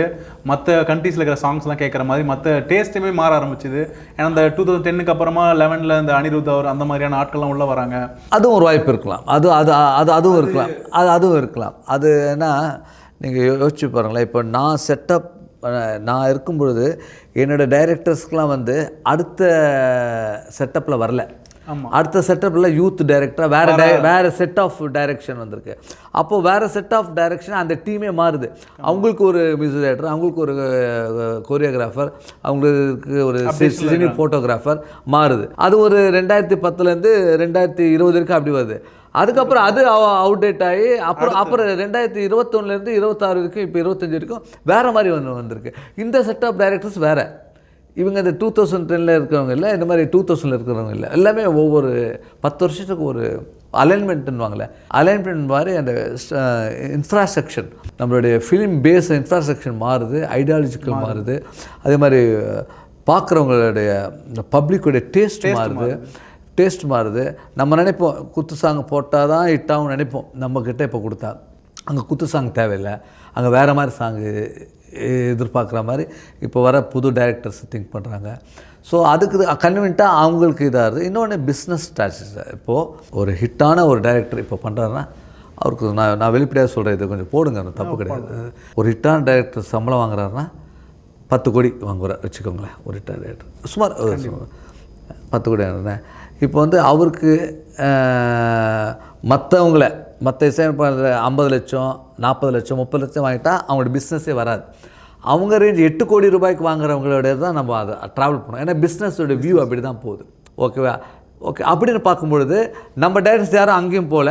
நம்ம இது பிஸ்னஸ் தான். இது டெக்னாலஜிலாம் வரல. டெக்னாலஜி அதே கதை தான் எடுக்கிறாங்க. அப்பா அம்மா கதை, ஹீரோயின் கதை ஒன்றும் மாற்றம் கிடையாது. லைவ்ல இதுதான் இருக்குது. பட் என்னென்னா சம்பளத்துக்கு தகுந்த மாதிரி அந்த பிஸ்னஸ் அதை லாபி பண்ணுறாங்கல்ல. ப்ரொடக்ஷன் எக்ஸிக்யூட்டிவ்னு இருக்காங்க. அவங்க வந்து ஒரு லாபி ஒன்று இருக்குது. அந்த லாபியில் உட்காந்து இவரை ஹீரோ போட்டால் இவ்வளோ கோடி, அவ்வளோ இதுக்கு இந்த காம்பினேஷன் பிஸ்னஸாக பண்ணுவாங்க. இந்த ஹீரோக்கு இப்போ 100 கோடி ரூபா வாங்குற ஹீரோனா இந்த செட் ஆஃப், இது 50 கோடினா அந்த செட் ஆஃப் செகண்ட் ரேஞ்சு, 10 கோடினா அதுக்கு ஒரு ரேஞ்சு, 10 லட்சம்னா அதுக்கு ஒரு ரேஞ்சு. இப்போ இப்படி வந்து இப்போ 4 லேயர் இருக்குது. இந்த 4 லேயரில் வந்து எங்கெங்கே கிளிஃபு எங்கெங்கே வந்து பிஸ்னஸ் போகிறாங்க தான். இது தவிர மற்றபடி அவங்களுடைய டேலண்ட்டு இப்போ இம்பார்ட்டன்ட் இல்லை. ஆனால் டேலண்ட் மட்டும் முக்கியம் கிடையாது. மக்களுக்கு பிடிக்கிற மாதிரி பண்ணிட்டாங்களே ஒயிட்டு. நான் எல்லாமே படித்து மியூசிக் பண்ணுறது அது ஒரு இது. நான் எதுவுமே படிக்காமல் மியூசிக் வந்தாலும் அது மக்கள் கேட்குறவங்க வந்து நீ என்ன மியூசிக் படிச்சிருக்கேன்னு கேட்டால் அவங்கக்கிட்ட பாட்டு அவ்வளோதான். அதனால் சினிமாவை பொறுத்த வரைக்கும் தெரிஞ்சவங்க தான், படித்தவங்க தான், அறிவுள்ளவங்க தான் இருக்குன்னு நினைக்கக்கூடாது. யார் வேணால் என்ன வருவான், மக்களுக்கு பிடிக்கிற மாதிரி பண்ணணும், அந்த நேரத்துக்கு தகுந்த மாதிரி பண்ணணும், அந்த எக்கனாமிக்கு தகுந்த மாதிரி பண்ணணும், அதனுடைய பேலன்ஸ் தெரியணும். இந்த பேலன்ஸ் தெரியாதவங்க பண்ணாலே ப்ராஃபிட் ஆகும். நீங்கள் உங்களுடைய மியூசிக் ஜேர்னியில் அந்த 2010 அப்புறமா கொஞ்சம் அப்டேஷனில் நீங்கள் ஃபோக்கஸ் பண்ணியிருக்கலாம் என்னைக்காவது தோணியிருக்கா சார்? ஏன்னா இப்போது நம்ம ஏஆர் ரஹ்மான் நம்மளுக்கு முன்னாடிலேருந்தே இருக்காங்க, நம்மளுக்கு அப்புறமும் போயிட்டுருக்காங்க. நான் சாம்பிளுக்காக சொல்கிறேன். லைக் அந்த மாதிரி மியூசிக் சவுண்ட்ஸாகவே கொஞ்சமாக இல்லை, அது மைனஸாக இருக்கிறனால தான் அது நம்ம அந்த ரேஞ்சுக்கு போக முடியல. அது நம்ம வெளிப்படையாக ஒத்துக்கணும் இல்லை. நம்ம அந்த புது டைரக்டர் வரவங்களுக்கு அது ஏதோ எக்ஸ்பெக்ட் பண்ணுறாங்க, அது போகலைன்னா அவங்க அதை ரிஜெக்ட் பண்ணுறாங்க. இதுதானே பேசிக். இது வரவங்க அது பெரிய இன்டெலிஜென்ட்னு நான் நினைக்க முடியாது. அதுவும் நம்ம நினைக்க முடியாது. அதில் வரவங்க ஒரு சாதாரண டைரக்டர் கூட ஒரு பெரிய ஒரு லக்கில் வந்து பெரிய ஆளாக ஆகிடுவாங்க. அதனால் அது கிடையாது. சவுண்ட்ஸ் எக்ஸ்பெரிமெண்ட்டாக நெக்ஸ்ட்டு நீங்கள் மாற்றலாம் அப்படின்ற மாதிரி ஏதாவது ஸ்டெப் எடுக்கலையா சார் அந்த டைமில் நீங்கள்? ஸ்டெப் எடுத்தோம் சார். ஆனால் நான் வந்து சார் அந்த ஹிப்ஹாப்லாம் கொஞ்சம் வந்தது, அந்த மாதிரி ஸ்டைல்லாம் கொஞ்சம் கொஞ்சமாக மாற ஆரம்பிச்சது. இல்லை மாறிடுச்சு. நானும் ட்ரை பண்ணி தான் இருக்கோம். பட் இனியாவும் நமக்கு அந்த ஆர்டிஸ்டான படங்கள் வரல. அதுக்கப்புறம் ஆர்டிஸ்ட் படம் வந்தால் தானே பாட்டும் ஹிட் ஆகும். என்ன தான் இருந்தாலும் சினிமா பாடல்கள் பண்ணால் கூட, என்ன தான் காவியமே பண்ணால் கூட, அது ஒரு ஆர்டிஸ்ட் தானே பண்ண போகிறோம். நம்ம ஆர்டிஸ்ட் இல்லைன்னா என்ன பண்ணுறது? அந்த படம் எத்தனையோ பாடல்கள் வந்து பாட்டு மட்டும் நல்லாயிருக்கும், ஆனால் அது வந்து மக்கள்கிட்ட போய் சேராது. சில பாடல் நல்லா இருந்தால் கூட ஆர்டிஸ்ட் சரியாக பண்ணிட்டாங்கன்னா அது இப்போ மக்கள்கிட்ட போய் சேர்ந்துருது. ஸோ இது வந்து ஆர்டிஸ்ட் வச்சுன்னு பார்க்கும்பொழுது நம்ம அந்த சமயத்தில் ஒரு மைனஸ் இருந்திருக்கிறது எல்லாம் சேர்ந்து தான் வருது இல்லை? ஆமாம், எல்லாமே சேர்ந்து தான் சார். இப்போ இருக்கிற மியூசிக்லாம் நீங்கள் பார்த்துட்ருக்கீங்களா? இப்போ இந்த அனிருத்தோடைய மியூசிக்கோ, இப்போ சாய் பயங்கர்லாம் திப்போடைய பையனாக வந்துட்டுருக்காரு, இதெல்லாம் அப்சர்வ் பண்ணும்போது நீங்கள் எப்படி பார்க்குறீங்க இந்த சார்? எப்பயுமே ஒவ்வொரு காலகட்டத்துக்கு ஒரு சிறப்பானவர்கள் இருந்துகிட்ருப்பாங்க சார். அதே மாதிரி இப்போ இந்த காலகட்டத்துக்கு நான் பார்த்த வரைக்கும் ஒரு கமர்ஷியல்னால் அனிருத், ஒரு லைவ்லியாக பண்ணால் சந்தோஷ் நாராயணன் நான் ஃபீல் பண்ணுறேன். அப்படி என் மைண்டில் தோணுருக்கு. இவங்க 2 பேரும் வந்து ரொம்ப ஹார்டாக ஒர்க் பண்ணி அந்த மக்களுக்கு பிடிக்கிற மாதிரி பாடல்களை கொண்டு வராங்க. ஓகேங்களா? இப்போது நம்ம திப்பு பையன் சொன்னீங்க சாய் அபயங்கர் வந்து அவர் வந்து படத்தில் இல்லை, படம் இல்லாமல் ஒரு ப்ரைவேட் சாங்லேயே வந்து மக்களை வந்து ஒரு படம் கூட ரிலீஸ் ஆகலை மக்களை வந்து கேப்சர் பண்ணிட்டாங்க. எப்படி நான் எனக்கு கண்ணின் மணி வந்த பிறகு படமே நான் பண்ணலை, மக்களை கேப்சர் பண்ண பிறகு நான் வந்த மாதிரி இப்போ அப்படி ஒரு ட்ரெண்ட் வந்துட்டுருக்கு. இது வந்து இப்போ பாருங்கள், சாய்பேங்கர் என்ன படம் பண்ணாருங்களா? என்ன படம் பண்ணல. இப்போ அதை வச்சுட்டு அது ஒரு பிஸ்னஸ் வந்த பிறகு வர டைரக்டரு அதை போட்டால் பிஸ்னஸ் பண்ணலாமான்னு ஒரு திங்க் பண்ணுறாங்க. ஏன்னா மக்களுக்கு பிடிக்கிறத வச்சு அவங்க ஒரு முடிவு எடுக்கிறாங்க. அது அப்போ வந்து அவங்களுக்கு வந்து எக்ஸ்பீரியன்ஸு இல்லை வந்து இதில் வந்து பெரிய ஜாம்பான போனெல்லாம் கிடையாது. மக்களுக்கு பிடிக்கிறவங்க வச்சு நம்ம படம் பண்ணால் நல்லா ஹிட் ஆகும் நினைச்சு இந்த டீம் நினைக்குது, ஒரு டீம் நினைக்குது. அதை வந்து இப்போ அவர் படம் வரப்போகுது, வந்த பிறகு மக்கள் தான் தீர்மானிக்கப்படும். இது நல்லா கண்டினியூ ஆகுதா இல்லை ஆகுதான் மக்கள் தான் தெரியும். ஆனால் ஆவாங்க அவங்களாம். ஏன்னா இதுலேயே வந்து ஹிட் பண்ணும்போது அதில் பண்ண முடியாது அவங்களுக்கு. இது ஒரு தனிப்பட்ட ஒருத்தர் இல்லை, ஆர்டிஸ்டே இல்லை, ஆனால் அதிலே ஹிட் பண்ணும்போது அதில் ஆர்டிஸ்ட்லாம் மிக்ஸ் ஆகுது, அது என்ன டெக்னாலஜி மிக்ஸ் ஆகுது, சவுண்டிங் மிக்ஸ் ஆகுது. அப்போ அதில் பட்ஜெட் அப்போ ஹிட்டாக இருக்கும் நிறைய வாய்ப்புகள் இருக்குது. ஸோ அவங்களுடைய அடுத்த ட்ரெண்டாக வரும். ஆனாலும் நிறைய இப்போது அனிருத்துடைய பாடல்களோ இல்லை நிறைய இப்போ இருக்கிற ஆடியன்ஸ் வந்து ரொம்ப இறைச்சல் கிடைக்குது அப்படின்றத நிறைய கமெண்ட்ஸில் பார்க்க முடியுது. இந்த சவுண்டுடைய குவாலிட்டி இப்போ இளையராஜா அவர்கள் எப்பயுமே வந்து லைவ் நீங்கள் நம்பி போங்க அப்படின்ற மாதிரி இல்லை நீங்களும் எல்லோரும் கேட்குற மாதிரி கேட்காதீங்க கேள்வி. இது வந்து நான் வந்து நீங்கள் இனிமேல் இந்த மாதிரிலாம் கேட்காதீங்க. ஒரு காலத்தில் பாட்டு ஹிட்டாக இருக்குது, இப்போ ஹிட் ஆகலன்றதுலாம் அதெல்லாம் தப்பானது. இல்லை நான் கேட்குறேன் என்னென்னா சவுண்டு எடுத்துக்கிறது இருக்குல்ல, ஒரே மாதிரி இறைச்சலாக இருக்குது அப்படின்ற மாதிரியான ஒரு இறைச்சல் என்ன சொல்கிறீங்க? என்ன இறைச்சல்லாம் என்ன சொல்கிறேன்? டமால் பாத்திரத்தை போட்டு உடைக்கிறாங்களா? இல்லை அது சவுண்ட் ஆஃப் லேயர் அப்படி வந்துருச்சு. அந்த சவுண்ட் அவங்க உற்பத்தி பண்ணுறாங்க, அதை தான் அவங்க கொண்டு வரணும்னு நினைக்கிறாங்க. அவங்களோட எண்ணமே அதை போது அது சரியில்லைன்னு சொன்னால் நீங்கள் பாட்டு கேட்காம இருங்க, அவ்வளோதான். அவங்களோட எண்ணமே அதான். இந்த பழைய பாடல் மாதிரி வரக்கூடாதுன்னு தான் அவங்களோட என்ன கொண்டு அதனால தான் அடுத்த கட்டத்துக்கு போகிறாங்க. நீங்கள் அதை வந்து ஏற்று தான் ஆகணும். பிளாக் அண்ட் ஒயிட் டிவி நமக்கு ரொம்ப பிடிக்கும். அதுக்காக உங்கள் வீட்டில் அப்புறம் பிளாக் அண்ட் ஒயிட் போகணுமா? கலர் டிவியில் ஒரு ஆப்ஷனாக வச்சுக்கோங்க. கலர் டிவியில் ஒரு ஆப்ஷனாக பிளாக் அண்ட் டிவி வச்சுக்கோங்க, அவ்வளோதான். தவிர நம்ம வாழ்க்கையில் பழைய பாடல் கேட்கக்கூடிய சூழ்நிலையில் வச்சுங்க. தவிர நமக்கு அப்புறம் நம்ம மட்டும் வாழ போகிறதில்ல, நமக்கு அப்புறம் நம்ம பசங்க வர போகிறாங்க, பசங்க அப்புறம் பசங்க வர போகிறாங்க. அவங்க வழி விடணும் இல்லை, நம்ம ஃபியூச்சரில் வேறு மாதிரி வரும். எப்படின்னா வரும். சவுண்டிங் வந்து நிறைய பேர் வந்து இறைச்சல்லாம் கிடையவே கிடையாது. இது the way of style of music. இப்படி நம்மளோட முன்னேற்றங்கள் வந்துட்டுருக்கு. தவிர அதுதான் இதுதான் மக்களுடைய புரிதல் இன்னும் அது சரியாக இல்லைன்னு. மக்கள் புரிஞ்சுட்டாங்க. நம்ம கேள்வி கேட்குறதுலாம் தப்பாக கேட்குறோம். மக்கள் புரிஞ்சதுனால தான் அந்த பாட்டு ஹிட்டாக அவங்க கேட்டுட்ருக்கான். மக்கள் புரியல, நம்ம கேள்வி தான் தப்பு. இந்த கேள்வியே எனக்கு தப்பு, நான் ஏற்றுக்க மாட்டேன். இல்லை சார், என்னென்னா கமெண்ட்ஸில் நம்ம அது உங்கள் கருத்துங்க. மக்கள் ஹிட் ஆகிட்டு அந்த பாட்டு கேட்குறேனே, வேர்ட்ஸ் கேட்கலாம் கூட எத்தனை வாட்டி 50 வாட்டி கேட்குறேனே சார் அவன். அப்போ அவன் கேட்ட அந்த இறைச்சல் தானே அது தூண்டுதில்லை அவனுக்கு, அந்த இறைச்சல் தூண்டுதில்லை. அப்போ அதுதானே அதானே ஹிட் ஆகுது. நீங்கள் சும்மா வந்து பழைய பஞ்சாயத்து மாதிரி கேள்வி கேட்டு இதை வந்து பழைய காலத்து மாதிரி கேட்குறேன், அது வந்து நான்சென்ஸாக சொல்லுவேன் நான். ஓகே, நீங்கள் இந்த மியூசிக் யூனியனுக்குள்ளார எப்படி சார் வந்தீங்க? என்ன எதனால் அந்த சார்? அதுதான் சார், நீங்கள் ஒரு கேள்வி என்ன கேட்டீங்க, ஏன் உங்களுக்கு இவ்வளோ கேப்னா என்னுடைய மைண்டு கூட கொஞ்சம் அரசியலிலும் சங்கத்திலையும் போன்ற மாதிரி என் மைண்டு தோணிடுச்சு எனக்கு மைண்டில் எனக்கு ஒரு இது வந்துருச்சு. நீங்கள் கலையை தாண்டி இதுக்குள்ளாரையும் வரணும் என்ற பண்ணும்போது என் டைம் இதுக்கு ஒதுக்க ஆரம்பிக்கிறேன். இப்போ ஒரு அரசியல் நிகழ்ச்சிக்கு போனால் அதுக்கு என் டைம் ஒதுக்குறேன். இப்போ யூனியனுக்கு டைம் ஒதுக்குறேன்.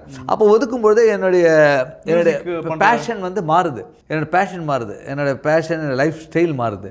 நான் ஒரு தலைவராக போகும்போது ஒரு மியூசிஷியனோட கஷ்டத்தை கேட்டு அதுக்கு நான் எப்படி உழைக்கணும், அது என்ன பண்ணணும், அவங்களுக்கு என்ன கொடுக்கணுன்றது என் மைண்ட் அப்படி மாறுது. எனக்கு ஒரு அரசியலில் போகும்போது என் மைண்டு மாறுது.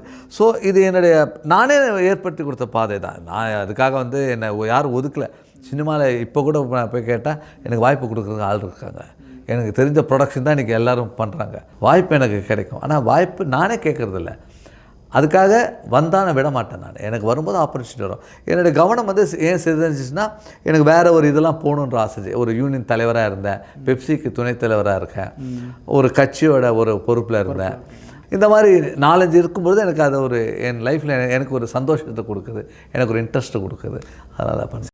சார் இப்போது நிறைய பெய்டு இப்போ மியூசிக்லாம் வந்து ரீல்ஸ் டைப்புக்குள்ளார போக ஆரம்பிச்சு. நம்ம இருந்த டைமில் வந்து ஒரு பாட்டு ஸ்டார்ட் டு எண்ட் வந்து கேட்குறோம், அது என்ன மாதிரி தாக்கத்தை ஏற்படுத்துதோ அதுக்கப்புறமா ரீச் ஆக ஆரம்பிச்சது. இப்போ வந்து பே பண்ணியே வந்து ரீச்சை கொண்டு வருது. வியூஸ் தான் வந்து அந்த பாட்டோடைய ஹிட்டை வந்து தீர்மானிக்குது அப்படின்ற மாதிரிலாம் இருக்குது. ஆமாம். ஸோ அது நீங்கள் எப்படி பார்க்குறீங்க? பே பண்ணி வியூஸை வாங்குறது அந்த மாதிரியான ஒரு கல்ச்சர் போகும்போது அது எப்படி சார் நீங்கள் பார்க்குறீங்க? ஸோ அது வந்து எப்படி தான், அது வந்து பிஸ்னஸ் டாக்டிக்ஸ் தான் சார். அது ஒரு கம்பெனி அதை ஓன் பண்ணியிருப்பான், இல்லை ஒரு கம்போசர் வந்து அதை எடுத்திருப்பார். அவர் வந்து அந்த பாடல் சரியில்லைனா கூட அந்த பாடலை எப்படியோ பிஸ்னஸ் பண்ணணும்னு சொல்லிட்டு அவங்க உள்ளே வராங்க. அது அவங்க டெக்னாலஜி பிஸ்னஸ். பெரிய படங்கள் பண்ணுறவங்க, மேபி பட்ஜெட் பெரிய படங்கள் இருக்கிறவங்க அந்த மாதிரி பே பண்ணி அந்த படத்துடைய வியூஸ் அதிகமாக காட்டுறது ஒரு பக்கம் இருந்தாலும், உண்மையாலுமே நல்ல ஒரு மியூசிக் டைரக்டராக இருப்பார், நல்ல ஒரு சோல்ஃபுல்லான ஒரு பாட்டை கொடுத்துருப்பாரு, அது கரெக்டாக மக்கள்கிட்ட போய் ரீச் ஆகாமல் வந்திருக்கும். ஸோ இதில் ஒரு இது இருக்குல்ல சார்? சார் மக்கள்கிட்ட நீங்கள் மறைச்சிலாம் வைக்க முடியாது சார். ஒரு வாட்டி கேட்டால் கூட அந்த பாட்டு பிடிக்குன்னு அவன் திரும்பி பார்ப்பான் சார். அவனுக்கு அந்த பாட்டு பிடிச்சாலும் அந்த சீனை பிடிச்சாலும் மக்கள் திரும்பி பார்ப்பான். அதுலேருந்து மாற்று கருத்தில் அதில் வந்து கொஞ்சம் ஜிக்ஜாக் பண்ணுவாங்க. அதை வந்து இன்னொரு பார்ட்டி, செகண்ட் பார்ட்டி வந்து அதை வந்து மறைப்பாங்க. இந்த மாதிரி இவங்களுக்குள்ள உள் பிரச்சனை தான் இருக்க தவிர மக்கள் தெளிவாக இருக்காங்க, எந்த பாட்டு கேட்கணும் தெளிவாக இருக்காங்க. அதுக்கு மீறி இவங்க போகிறதுலாம் இவங்க அது ஃபோர்ஜரி ஏதோ போட்டு ஏதோ போடுவாங்க. சாம் சிஎஸ்லாம் இருக்கார்ல சார், சாம் சிஎஸ், ஜிவி பிரகாஷ், இந்த மாதிரி ரீசெண்ட் டைமில் இன்டர்வியூஸ்லாம் கொடுக்கும்போது மியூசிக் டைரக்டரை பிஆர் பண்ணுறாங்க, அதிகமாக பூஸ்ட் பண்ணி காட்டுறாங்க. அதனால் இப்போது சாயா பயங்கரோ அனிருத்தோ வந்து பெரிய டாப்பில் இருக்கிறதுக்கு இந்த மாதிரியான விஷயங்கள் நடக்குது. நாங்கள் நல்ல மியூசிக்கே கொடுத்தாலும் எங்களை அந்த அளவுக்கு கொண்டாட மாட்டுறாங்க அப்படின்ற மாதிரியான விஷயங்கள்லாம் போகுது சார். இது எப்படி சார் பார்க்குறீங்க? இல்லை இது வந்து அவங்களுடைய கருத்தாக இருக்கலாம். சாயா பயங்கர் அதெல்லாம் வந்து உண்மையாகவே அந்த வேல்யூ இல்லைன்னா மக்கள் ரசிக்க மாட்டாங்க. நாங்களும் பார்க்க மாட்டோம்ல. அவங்க வேல்யூ இருக்குது. அனிருத்துக்கு வந்து வேல்யூ இருக்கிறனால தான் அது அவருடைய பாடல்களில் நல்லா இருக்கிறனால தான் கேட்குறாங்க. ஒரு மட்டமான பாடலாம் ஒன்றும் கேட்கல. ஸோ அவரை பொறுத்த வரைக்கும் யாருமே வந்து பண்ணது வந்து நம்ம தப்பு சொல்லக்கூடாது, கம்பேரிசனே பண்ணக்கூடாது. சினிமாவை பொறுத்த வரைக்கும் கம்பேரிசன் பண்ணக்கூடாது. திணிக்கிற மாதிரி ஒரு சில விஷயங்களும் பண்ணுறாங்க. எப்படின்னா இப்போ வந்து ரீல்ஸ் க்ரியேட் பண்ண சொல்கிறாங்க, இந்த ஹூக் ஸ்டெப்பை நீங்கள் க்ரியேட் பண்ணி நீங்கள் உங்களுடைய இன்ஸ்டாகிராமில் போடுங்கன்னு சொல்லி இந்த ஒரு போர்ஷனை மட்டும் நீங்கள் திருப்பி திருப்பி கேட்க வைக்கும்போது அது ஹிட்டுன்ற மாதிரியான ஒரு பிம்பத்தை ஏற்படுத்தி வைக்கிற மாதிரியான விஷயங்களும் பண்ணப்படுது இப்போது. சார் இதெல்லாம் வந்து டெக்னாலஜி சார். இதெல்லாம் இது வளர்ச்சிக்கு இதெல்லாம் தடை பண்ணவே முடியாது சார். இது வளர்ந்து தான் இருக்கும். இதை மீறியும் ஹிட் பண்ணி காட்டணும் சார் நம்ம. சார் நிறைய விஷயங்களை கூட ஷேர் பண்ணிட்டீங்க, ரொம்ப தேங்க்ஸ் சார். நன்றி. உங்களுக்கும் நீங்கள் கேட்ட கேள்விக்கு நான் சரியாக பதில் சொன்னதான் நான் நினைக்கிறேன். நல்லா தான் சொல்லிங்க. ஆமாம், ஜெயா மேக்ஸுக்கும் நிலையத்தாருக்கும் இதை கேட்டுக்கொண்டிருக்கும் அனைவருக்கும் என்னோடய நன்றியை தெரிவிச்சுக்கிறேன். மீண்டும் ஒரு முறை உங்களிடம் வந்து சந்திக்கிறேன். என்னுடைய இசை அனுபவத்தை பற்றி உங்கள்கிட்ட நான் சொல்கிறேன். நன்றி, வணக்கம்.